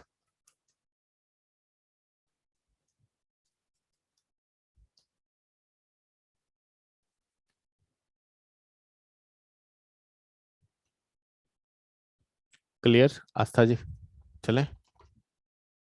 Yes sir. खुशी क्लियर, बना एक्सक्यूज सकते मी हो। सर। हाँ बोलो। सर अगर टी के पास 1000 की बजाय 2000 शेयर होते, ठीक है, तो फिर जब हम ऊपर से देखते एस का, तो वो 300 में से सिर्फ 8 रुपीज ही दे सकता है। 300 में कितने? 308 में से सिर्फ 8 रुपीज दे सकते हैं जो उसके बचे हुए हैं। क्यों 8 क्यों दे सकता है? थर्टी, सर ये देखो ना 3188 है ना, 3200 उसके टोटल बनते हैं, तो वो तो कम ही दे रहा है, ज्यादा थोड़ी दे रहा है। इसका टोटल बना के देखो ना, बताओ खुशी। ठीक। 1600 इंटू 2, 3200 रुपये। 3200 तो अभी पूरे ही नहीं हुए उसके। बताओ बताओ, कंफ्यूज नहीं हो ना। सर मैं ये पूछना चाह रही थी कि अगर ऐसा होता कि एस के पैसे पूरे ना हुए होते। तो कोई बात नहीं, तो ये थोड़ी टी देगा उसके नाम के। हाँ जी, तो फिर भी इंक्रीमेंटल आता चाहे टी का पड़ा भी आता हो। आता है, आता है। वो तो है ही, मैं आपकी बात समझ गया। रेशो तो रेशो ही रहेगी ना। Yes sir. रेशो तो रेशो ही रहेगी, ये नहीं है कि एक की रेशो को दूसरा कंपनसेट करेगा, कोई जबरदस्ती नहीं है ना। तो फिर बी लिस्ट कॉन्ट्रीब्यूटरी बनाने का फायदा ही क्या हुआ फिर? Yes sir. फिर तो फायदा ही नहीं हुआ ना। फिर अब मैं आपकी बात समझ गया। आपके कहने का मतलब है कि एस के पास पैसा खत्म हो जाता पर टी के पास होता। आपके यस। कहने का मतलब, हाँ तो टी के पास होता तो ये टी उतना ही देता जो उसकी रेशो के हिसाब से बनता है। Okay sir. ठीक है, हाँ जी, क्लियर है बच्चों। चलें साक्षी जी, Yes, sir. नेक्स्ट कंसेप्ट लिखते हैं।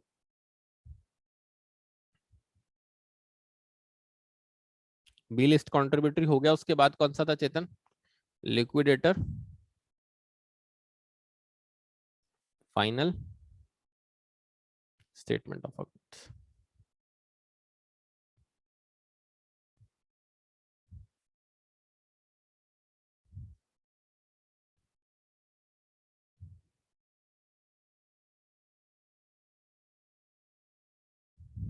एक तरफ से क्या है, समरी है ये, बस पैसे आने और देने के लिए। और क्या है, कैश बुक की तरह।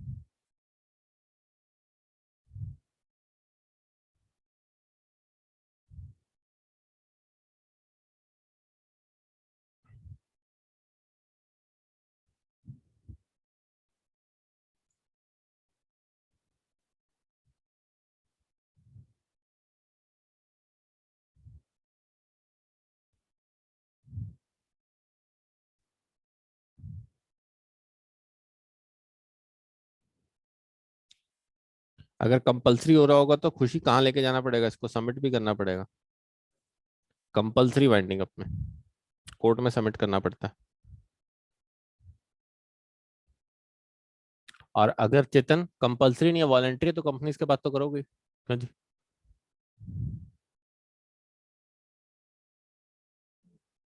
कि कभी भी कोई रिकॉर्ड मांग सकता है।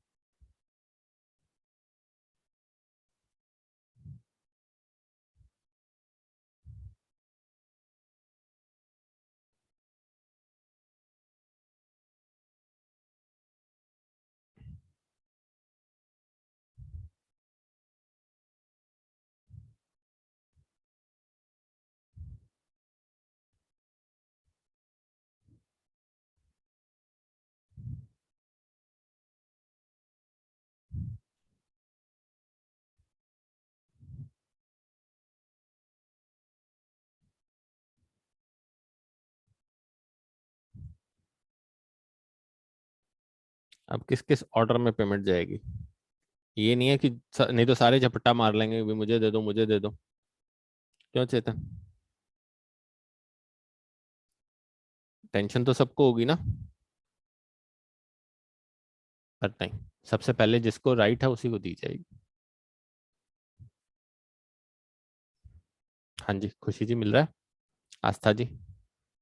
यस तो सर। सबसे पहले सिक्योर्ड क्रेडिटर्स को दी जाती है जिनके पास फिक्स्ड चार्ज होता है, फिक्स्ड चार्ज।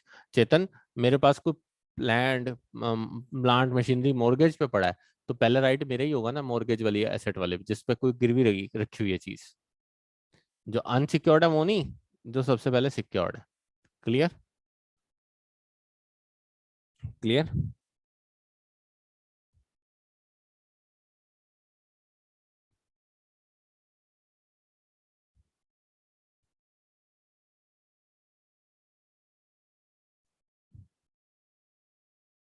जिसके पास फिक्स्ड चार्ज होता है अगेंस्ट एसेट, उसको सबसे पहले पेमेंट दी जाती है।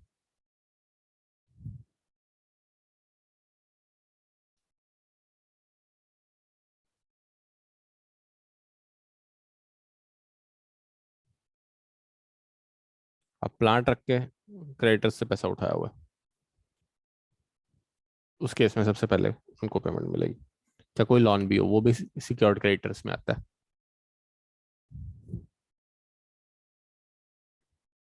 उसके बाद साक्षी जी, जो लिक्विडेशन कराने आया पहले वो कहते हैं हमारा पैसा रखना। ठीक है जी, खुशी ठीक है, उनके पैसे दे दो पहले, बाकी जाए। ठीक है जी, क्लियर है। वो कहते हैं हम क्यों कराने आएंगे, हमारे चार्जेस तो दो। ठीक है चेतन।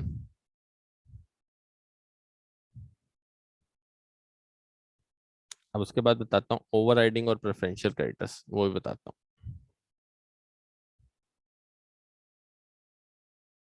जिनको प्रेफरेंस होती है पहले पैसा लेने की, जैसे एम्प्लॉयज है, कंपनी में काम करते हैं। चेतन कहता है सबसे नंबर बाद में किसका आता है, बाद में बच्चों सबके बाद, बाकियों को बाद में, सबसे नंबर बाद में ही आता है। खुशी जिसने माल दिया उसका नंबर तो सबसे बाद में आएगा ना। Yes sir.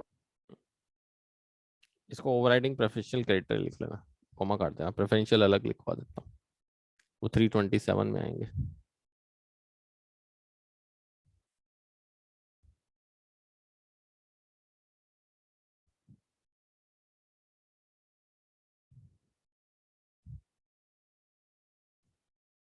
फिर कहते हैं डिवेंचर होल्डर आ जाते हैं जिन पे फ्लोटिंग चार्ज है, सारी एसेट्स पे चार्ज होता है डिवेंचर। पता है ना साक्षी जी, फ्लोटिंग चार्ज होता है वो, फिक्स चार्ज तो किसी एक एसेट पे, उनके पास बाकी सारी एसेट्स पे चार्ज होता है, फिक्स एसेट को छोड़ के जो सारी फ्लोटिंग होती है सब पे एसेट पे चार्ज होता है डिवेंचर होल्डर, पता है ना। Yes, sir.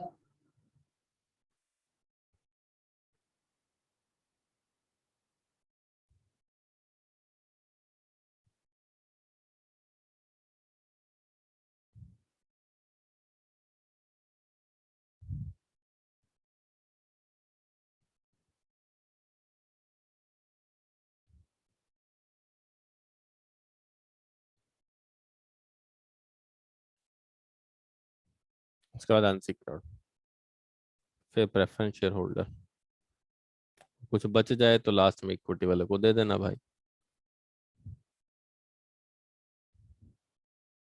मुश्किल ही आती है वो नौबत।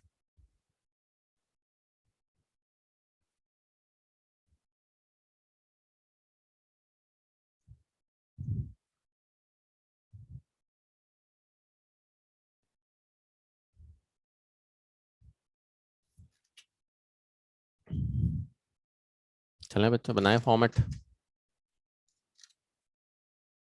बनाओ फॉर्मेट, फिर समझाता हूँ आगे।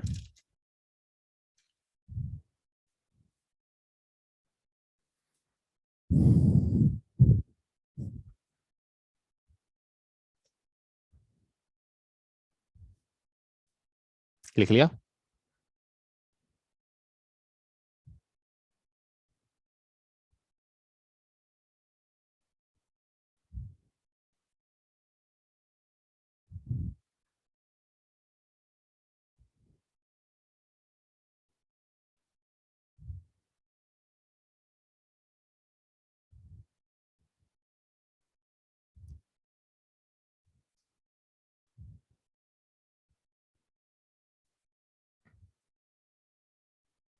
इसको रिसिप्ट्स लिख लो, वैसे लिखना नहीं होता, मैं लिख रहा हूँ। पर्टिकुलर अमाउंट ही लिखना होता, बट मैं आपको समझाने के लिए लिख रहा हूँ। ठीक है आस्था जी, समझाने के लिए। Yes sir. इधर जो भी रिसिप्ट है मतलब एसेट से जो पैसा आता रहेगा, चेतन टू एसेट रियलाइज्ड, जो भी एसेट्स को बेच के पैसा आएगा, नेट ऑफ एक्सपेंसेस, क्योंकि बेचने वाले को भी तो कमीशन देनी पड़ती है ना, वो अपनी कमीशन चार्ज करते हैं, लिक्विडेटर अपनी कमीशन चार्ज करता है, बेचने वाला प्रॉपर्टी डीलर लेगा पैसे या नहीं लेगा, बताइए। साक्षी जी लेगा। साक्षी जी, आप 1 करोड़ का Yes, sir. प्लॉट लेने जाते हो, 2% तो खर्चा पड़ जाता है, 1% आपसे ले लेते हैं, 1% दूसरी वाली पार्टी से, 2% तो वही लग जाता है। यस और नो? Yes, sir. खुशी 1% बैंक प्रोसेसिंग फीस में ले लेता है, 3% ही हो जाता है, 5 से 7% रजिस्ट्री चार्जेस लग जाते हैं, 10% में यही खत्म हो जाता है। Yes sir. ये एक फैक्ट है, कहीं भी पूछ लेना, यही चीज सबसे ज्यादा ट्रांजेक्शन कॉस्ट मैटर करती है। और जब बाद में जब दिक्कतें आती हैं, यही चीजें खर्चे बनती हैं। क्यों भाई चेतन? अब 10,000 करोड़ की कंपनी जा रही है, तो 10,000 करोड़ की कंपनी में कितने लॉस बन जाते हैं, ऐसे ऐसे बन जाते हैं कि नहीं? 10% ऐसे ऐसे सौदों में खत्म हो गया, 1,000 करोड़ का कंपनी का लॉस तो वैसे ही बन गया। एम आई राइट? स्ट्रक्चर खड़ा हुआ दिखता है, जब जाता है ना तो वो लास्ट में कैसा होता है चेतन? खोखला बन जाता है। एक रियल फैक्ट है। बताओ भाई, क्लियर? चले?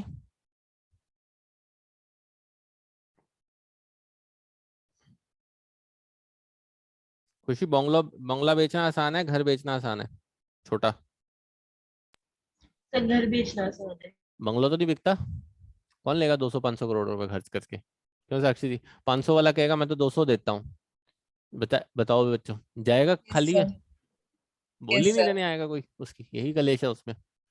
कोई देने वाला ही नहीं होता 200-400 करोड़ रुपए इकट्ठा, कोई बिजनेसमैन ही आएगा।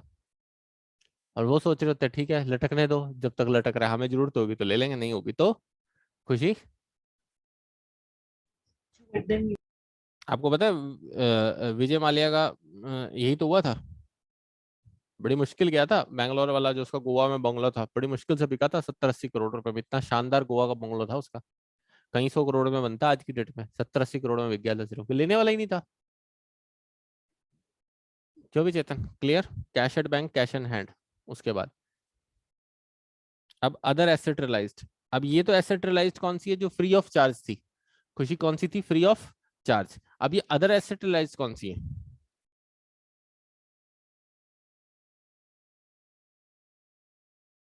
जो बच्चों फ्री ऑफ चार्ज नहीं होंगी, जिस पे चार्ज होगा, जैसे सरप्लस आ सकता है उससे, या लॉस भी हो सकता है। सरप्लस आएगा तो लिखेंगे, लॉस होगा तो नहीं लिखेंगे इधर, तो वो अनसिक्योर्ड क्रेडिटर में जुड़ेगा। जाके समझाता हूँ।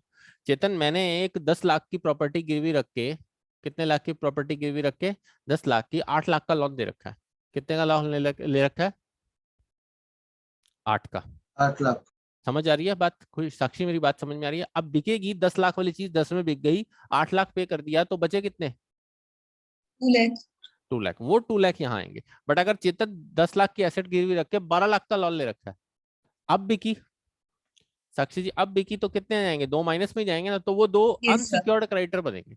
वो 2 हमारे क्या बनेंगे खुशी, अनसिक्योर्ड क्रेडिटर। वो हमसे पैसा लेने वाले बन गए ना, कहेंगे भाई हमारा जब नंबर आएगा तब दे देना, 10 तो ले लिए हमने, बाकी हमें दे देना, अगर बच गए पैसे तो, नहीं बच गए तो हम Yes, चले sir. जाएंगे बस घर। क्यों आस्था, समझ में आई बात? लाइन में तो हम बैठे ही हैं, Yes, अनसिक्योर्ड sir. बन जाएंगे। लाइन में तो बैठे ही रहेंगे ना, ये थोड़ी कहेंगे हमने पैसे नहीं लेने, और कहेंगे जो बच गए बाकी तो दे देना भाई, जब दे दोगे दे देना भाई। ठीक है, खुशी समझ में आया, लाइन में बैठे रहेंगे या नहीं, क्लियर है? तो जो अगर Yes. सरप्लस आ जाए तो इधर लिखना है। और सरप्लस कैसे निकलता है बता देता हूँ।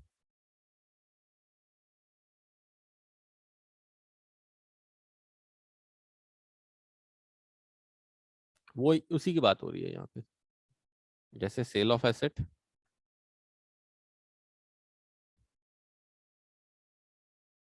Less security.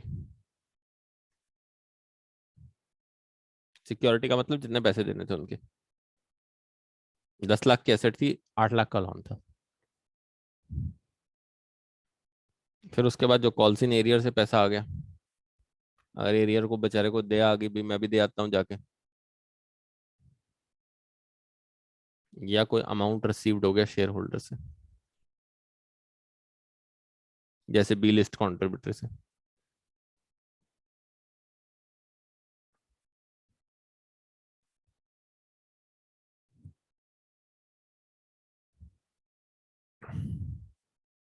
अभी तो सबसे पहले बाय में लीगल चार्जेस, लीगल वाले सबसे पहले पैसा लेंगे।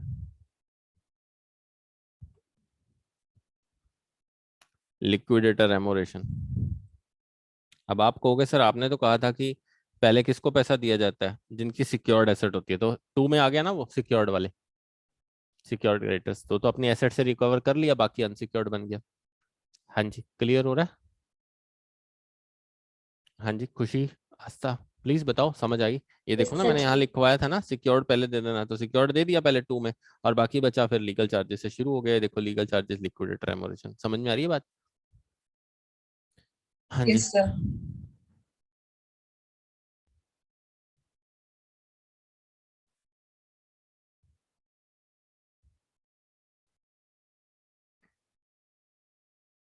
क्वेश्चन कराऊंगा फिर समझ में आएगा।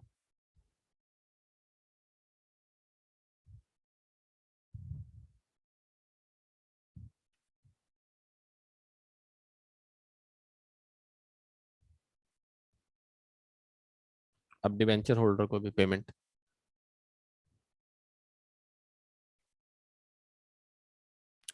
ये देखो डिवेंचर होल्डर आ गए थे ना, उसके बाद ओवर राइडिंग प्रेफरेंशियल क्रेडिटर नहीं लिखवाए हैं मैंने, वो अभी छोड़ दिया मैंने, नीचे लिख दिया हूँ, नीचे लिखवा दूंगा, बट डिवेंचर होल्डर पहले लिख दिया।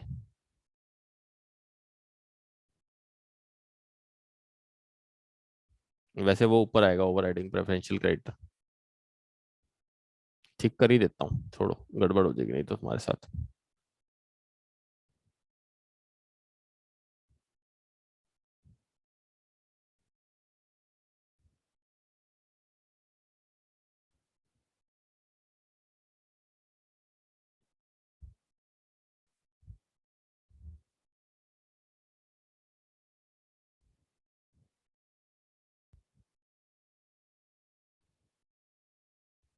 प्रेफरेंशियल क्रेडिटर, और एक ही लिख लेते हैं चलो।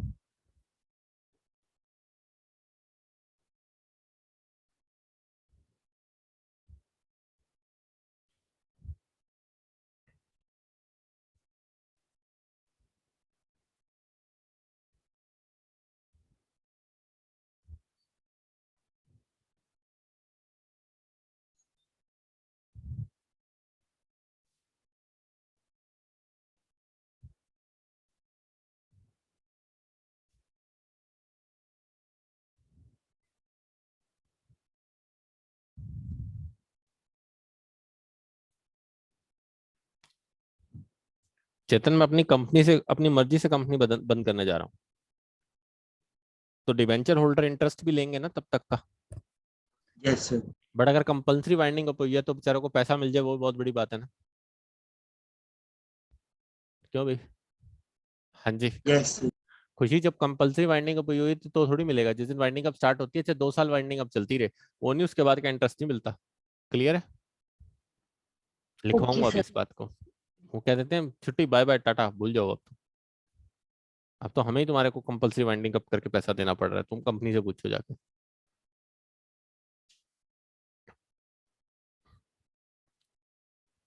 Unsecured creditors.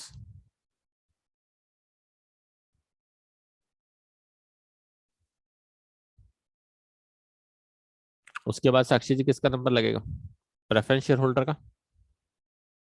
Yes, sir.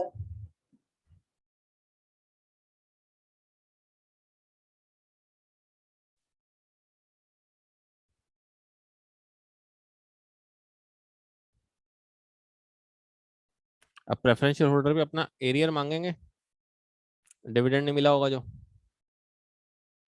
Yes, sir. वो भी लिखो, इंक्लूडिंग एरियर्स ऑफ डिविडेंड।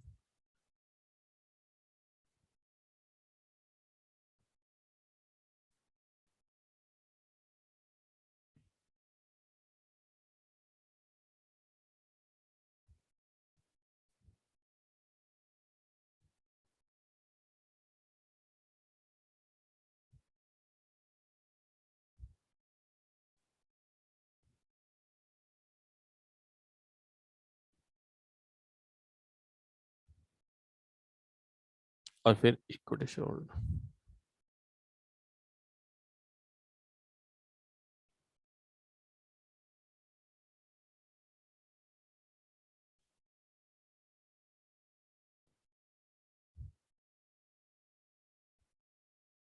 जो बच्चा है, अब थिंग्स टू बी नोट है, ध्यान से समझना। अब पहले तो ओवर राइडिंग प्रेफरेंशियल क्रेडिटर समझेंगे, बाकी चीजें समझेंगे। एक एक चीज समझनी पड़ेगी, कौन कौन से को प्रेफरेंशियल कहते हैं, किसको ओवर राइडिंग कहते हैं, किसको नहीं कहते। हाँ जी, चलें आगे बच्चों। एक दिन लगेगा, फिर आसान हो जाएगा चैप्टर, कल से आसान हो जाएगा।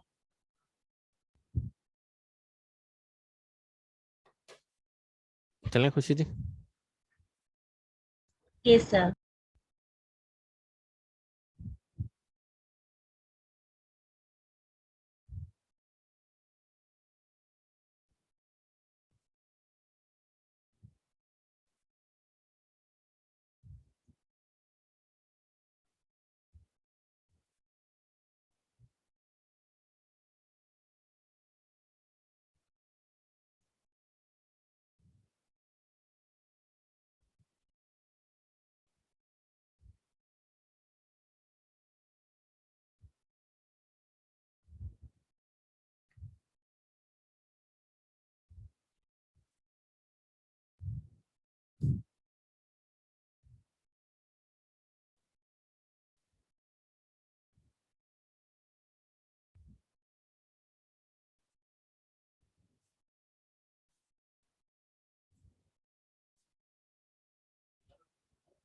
पहले पूछ तो लो कौन है।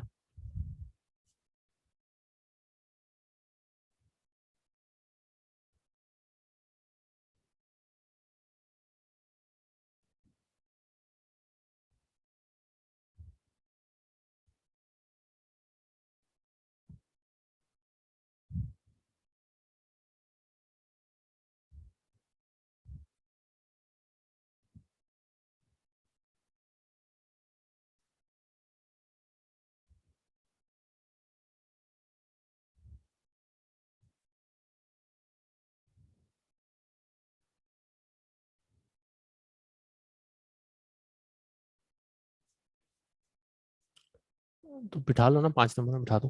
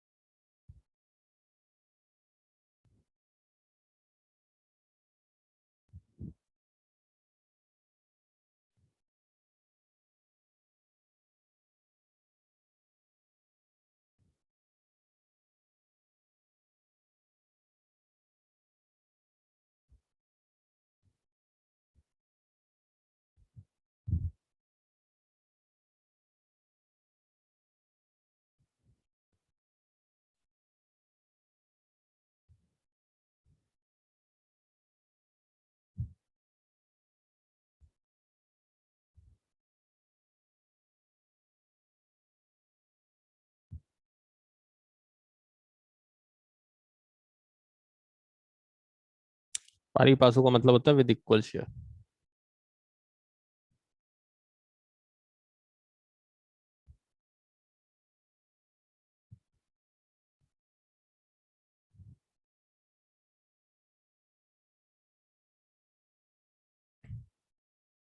अब ध्यान से समझना, ओवरराइडिंग प्रेफरेंशियल पेमेंट्स होती क्या है।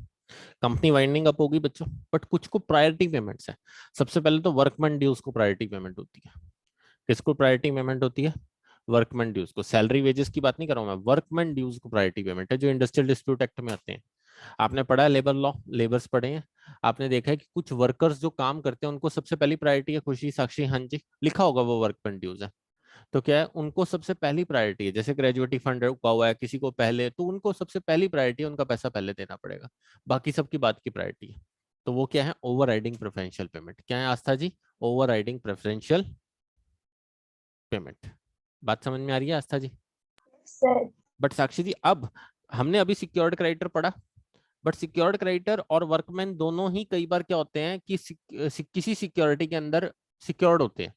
अब सिक्योर्ड क्रेडिटर की मान लो 10 लाख रुपए की एसेट है कोई, और सिक्योर्ड क्रेडिटर को 8 लाख की दे रखी है और वर्कमैन को भी दे रखी है। तो अब 10 लाख की एसेट से जो रियलाइज होगा, सिक्योर्ड वाला अपना अमाउंट ले लेगा, वर्कमैन अपना लेगा, बट वो रेशियो में मिलेगा। किसमें मिलेगा? रेशियो रेशियो में। में। मैं आपको समझाता हूँ कैसे, ध्यान से समझना, क्वेश्चन से समझना, फिर समझा पाऊंगा। इसका क्वेश्चन नहीं है, बहुत कम है इसका क्वेश्चन, बट फिर भी लिखवाना जरूरी था, थ्योरी के पॉइंट ऑफ व्यू से आ सकता है। क्वेश्चन जो है वो तो बहुत ईजी है। चेतन का कहना ये क्या चक्कर है सर, यही चक्कर है यार ये।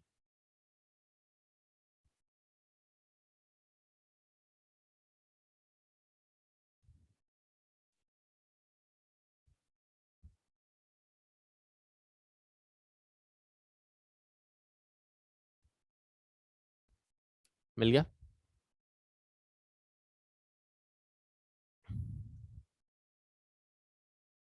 रेशियो कैसे बनेगी देखो।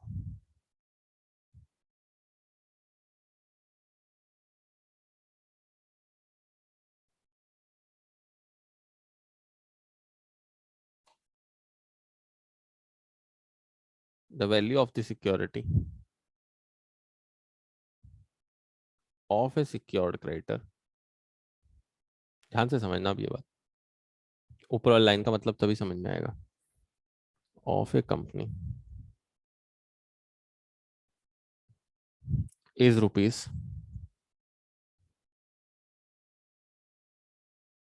2 lakh. The total amount of workman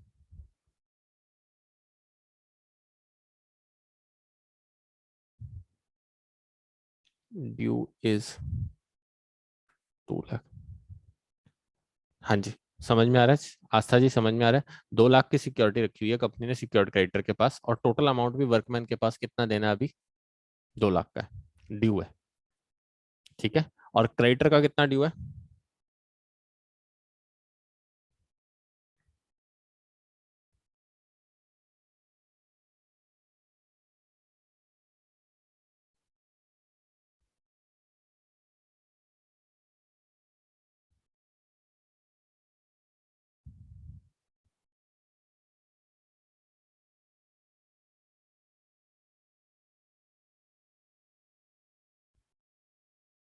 6 lakh.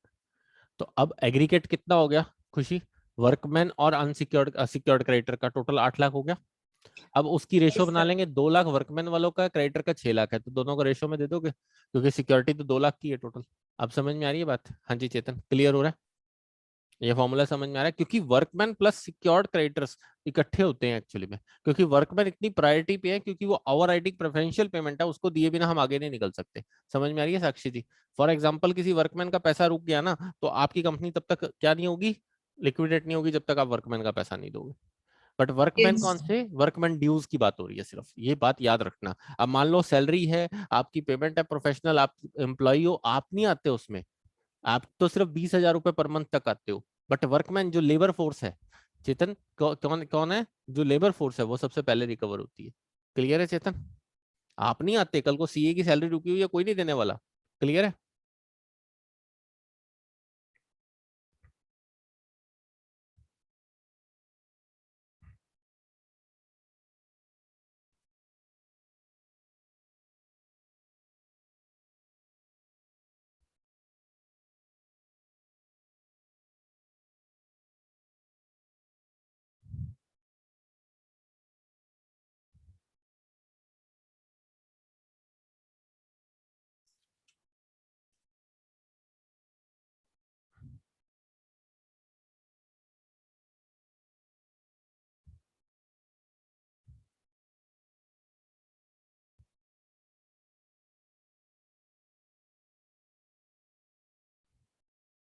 कितना हो गया टोटल खुशी?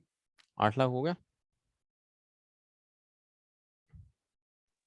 Yes sir.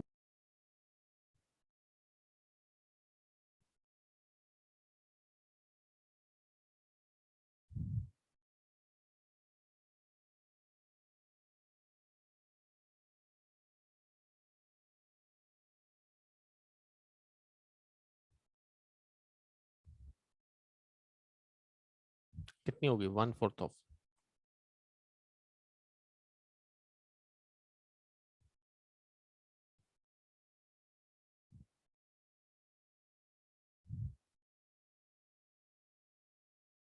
2 लाख की सिक्योरिटी है, वर्कमैन ड्यू 2 लाख का, अपॉन में टोटल कितना? 8 लाख का।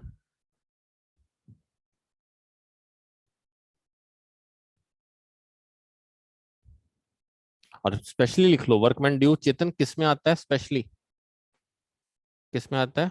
अब नहीं चलता, ये बहुत कंपनीज कम कवर करती हैं, किसी को भी इंडस्ट्रियल डिस्प्यूट एक्ट में रखती हैं। पहले चलता होता था, 1947 में बना हुआ, तब तो रखती नहीं कंपनियां, कॉन्ट्रैक्ट बेसिस पे रखती हैं। उनको पता है फंस जाएंगे इसमें तो बहुत बुरी तरह से। खुशी जी किस में आता है workman dues industrial dispute act? जो एम्प्लॉयज किस में आते हैं? अब नहीं चलता बच्चों। अब मान लो आप जाओगे, आपको नहीं रखेंगे कभी भी, वो कहेंगे हम नहीं फंसते इस धंधे में। एज ए सैलरी पे काम करना है, करते रहो, नहीं करना चेतन क्या करो?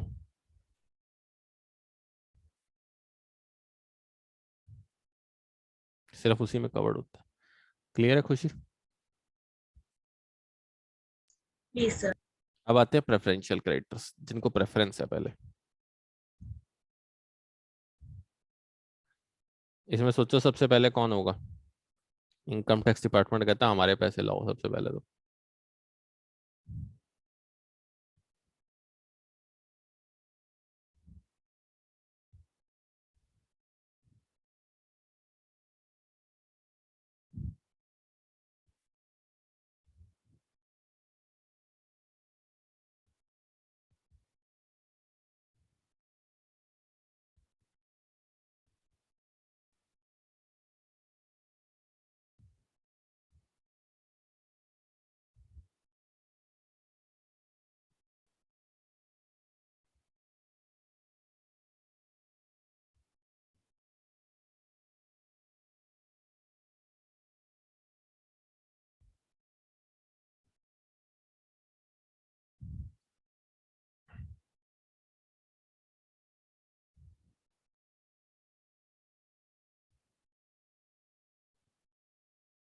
गवर्नमेंट ड्यूज,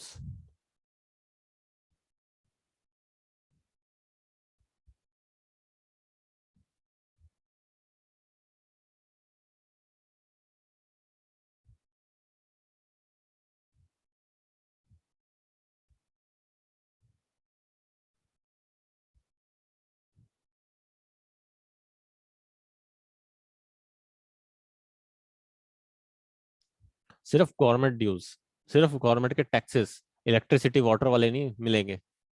सिर्फ आस्था जी कौन से? गवर्नमेंट के जो इनकम टैक्स जीएसटी पेंडिंग है। समझ आ रही है बात? ठीक है खुशी जी? इलेक्ट्रिसिटी वाटर बिल नहीं मांग सकते आप पहले जाके, उनको सबसे लास्ट में फेंका हुआ है। Yes sir. सर।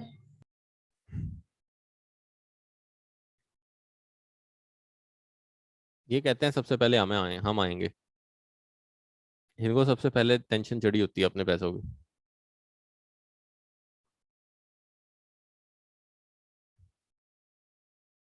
12 महीने से पहले के ले सकते हैं।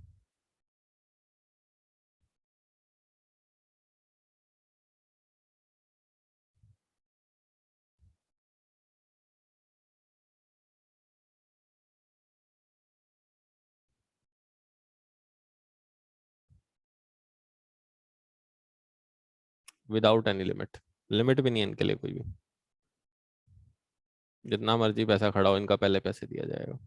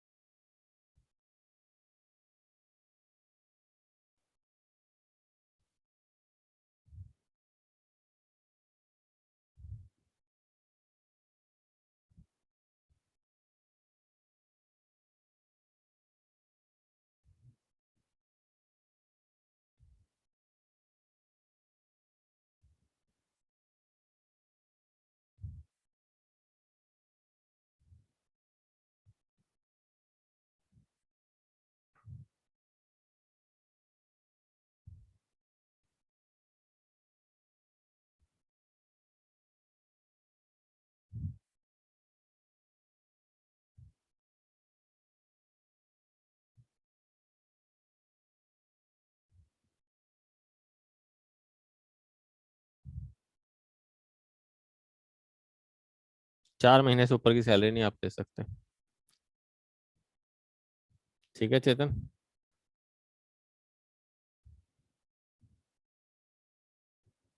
कितनी मिल सकती है? सिर्फ 4 महीने की और 20,000 रुपये पर मंथ, इससे ज्यादा नहीं मिलेगी। ठीक है जी।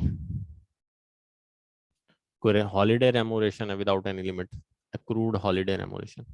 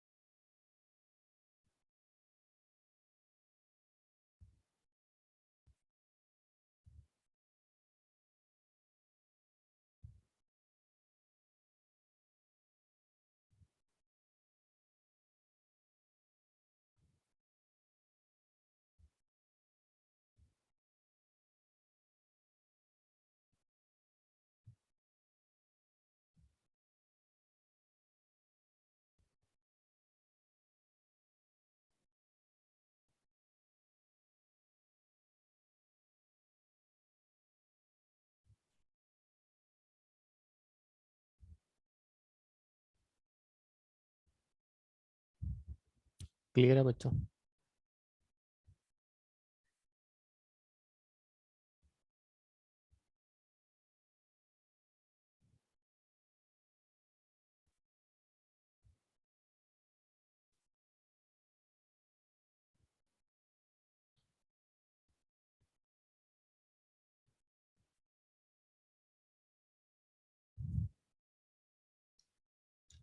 लिखे आगे चलें।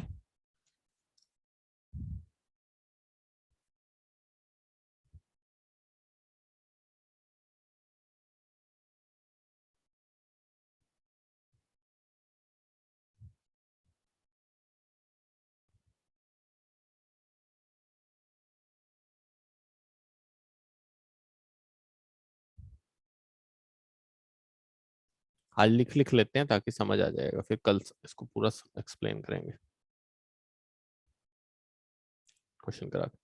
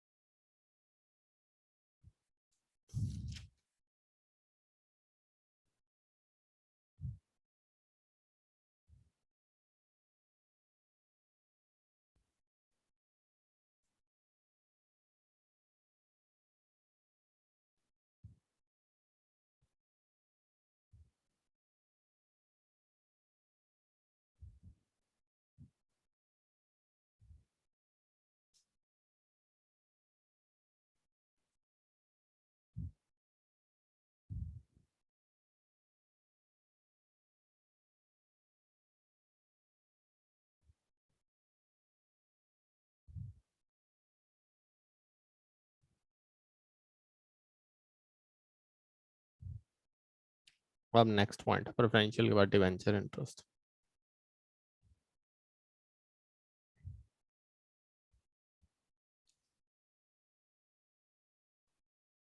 लिखवा रहा हूँ, समझा कर दूंगा। तो सबसे पहले पढ़ सकते हो, वैसे तो ऐसे कोई इतना नहीं है, बट फिर भी समझाऊंगा अच्छे ढंग से। आज थोड़ा सा मैम की क्लास करके भी हो गया ना सारा सिस्टम।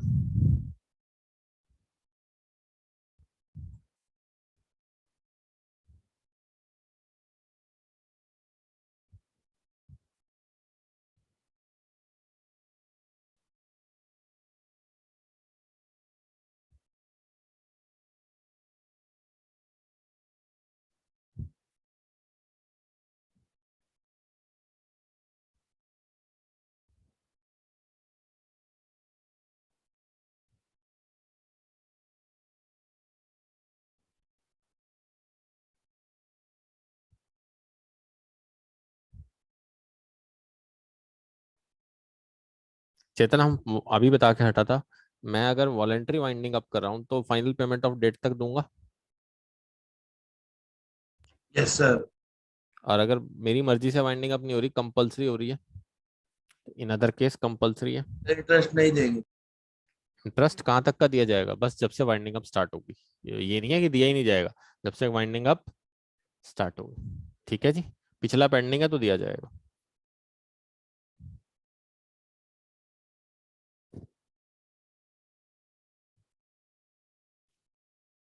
साक्षी जी, कंपनियां क्या चाहती होंगी, कंपलसरी वाइंडिंग अप हो या वॉलेंट्री हो? कंपल्सरी। क्यों? इंटरेस्ट फैक्टर छोड़ो, बाकी भी फैक्टर्स है ना, क्योंकि कंपलसरी होगी तो क्या होगा? कंपनी के पास पैसे हो या ना हो। रफड़ से बच जाती हैं कंपनियां। Yes sir. और खुद खिसक लेती हैं। क्यों चेतन?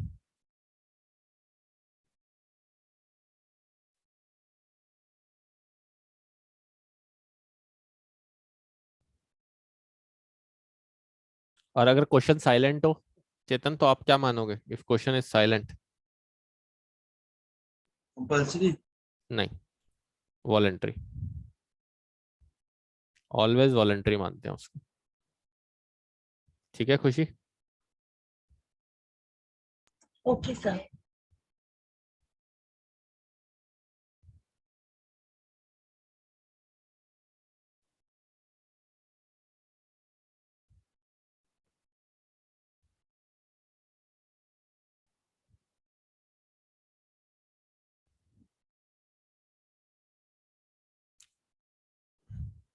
अब इक्विटी भी लिख लो फटाफट, डिविडेंड भी।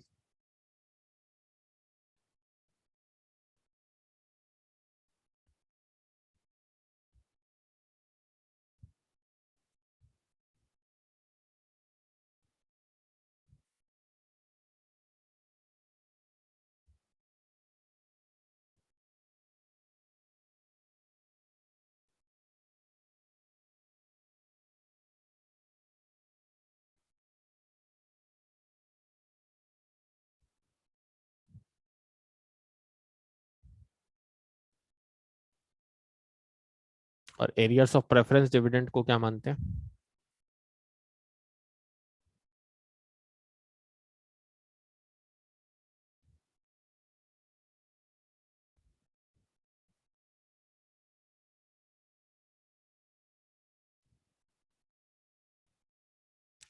कम्युलेटिव प्रेफरेंस शेयर मानते हैं। क्वेश्चन साइलेंट हो तो भी हमने कम्युलेटिव मानना है, देना ही देना है प्रेफरेंस शेयर को।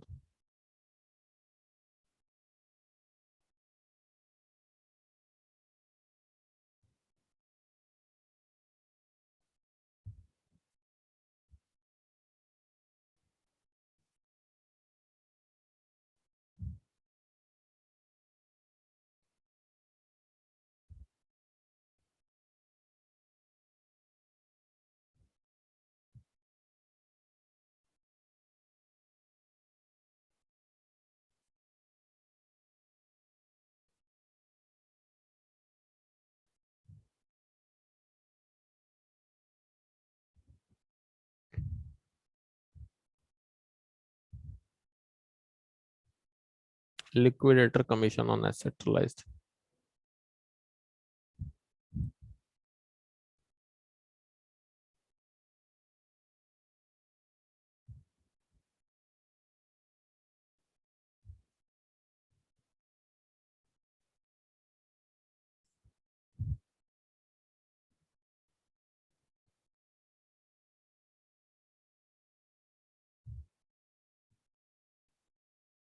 कैश इन हैंड पे कुछ नहीं मिलता, पैसा पहले से पड़ा होता है।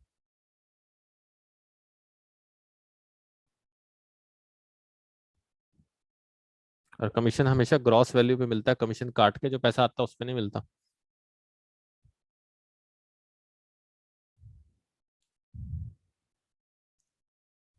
आज तक प्रॉपर्टी डीलर क्रॉस वैल्यू पे लेते हैं ना, ये थोड़ी कहते हैं हमारी कमीशन काट के जो पैसा आ रहा है आपके पास।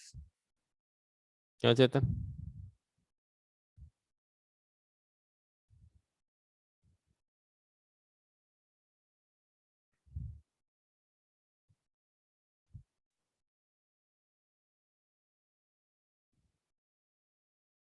इतना पढ़ना, फिर बाकी कुछ होगा तो हम डिस्कस करेंगे, ठीक है?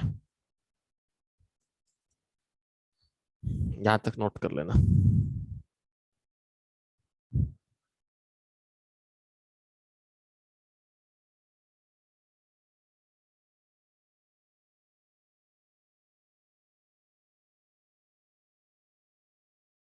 हो गया डन बच्चों? Yes sir.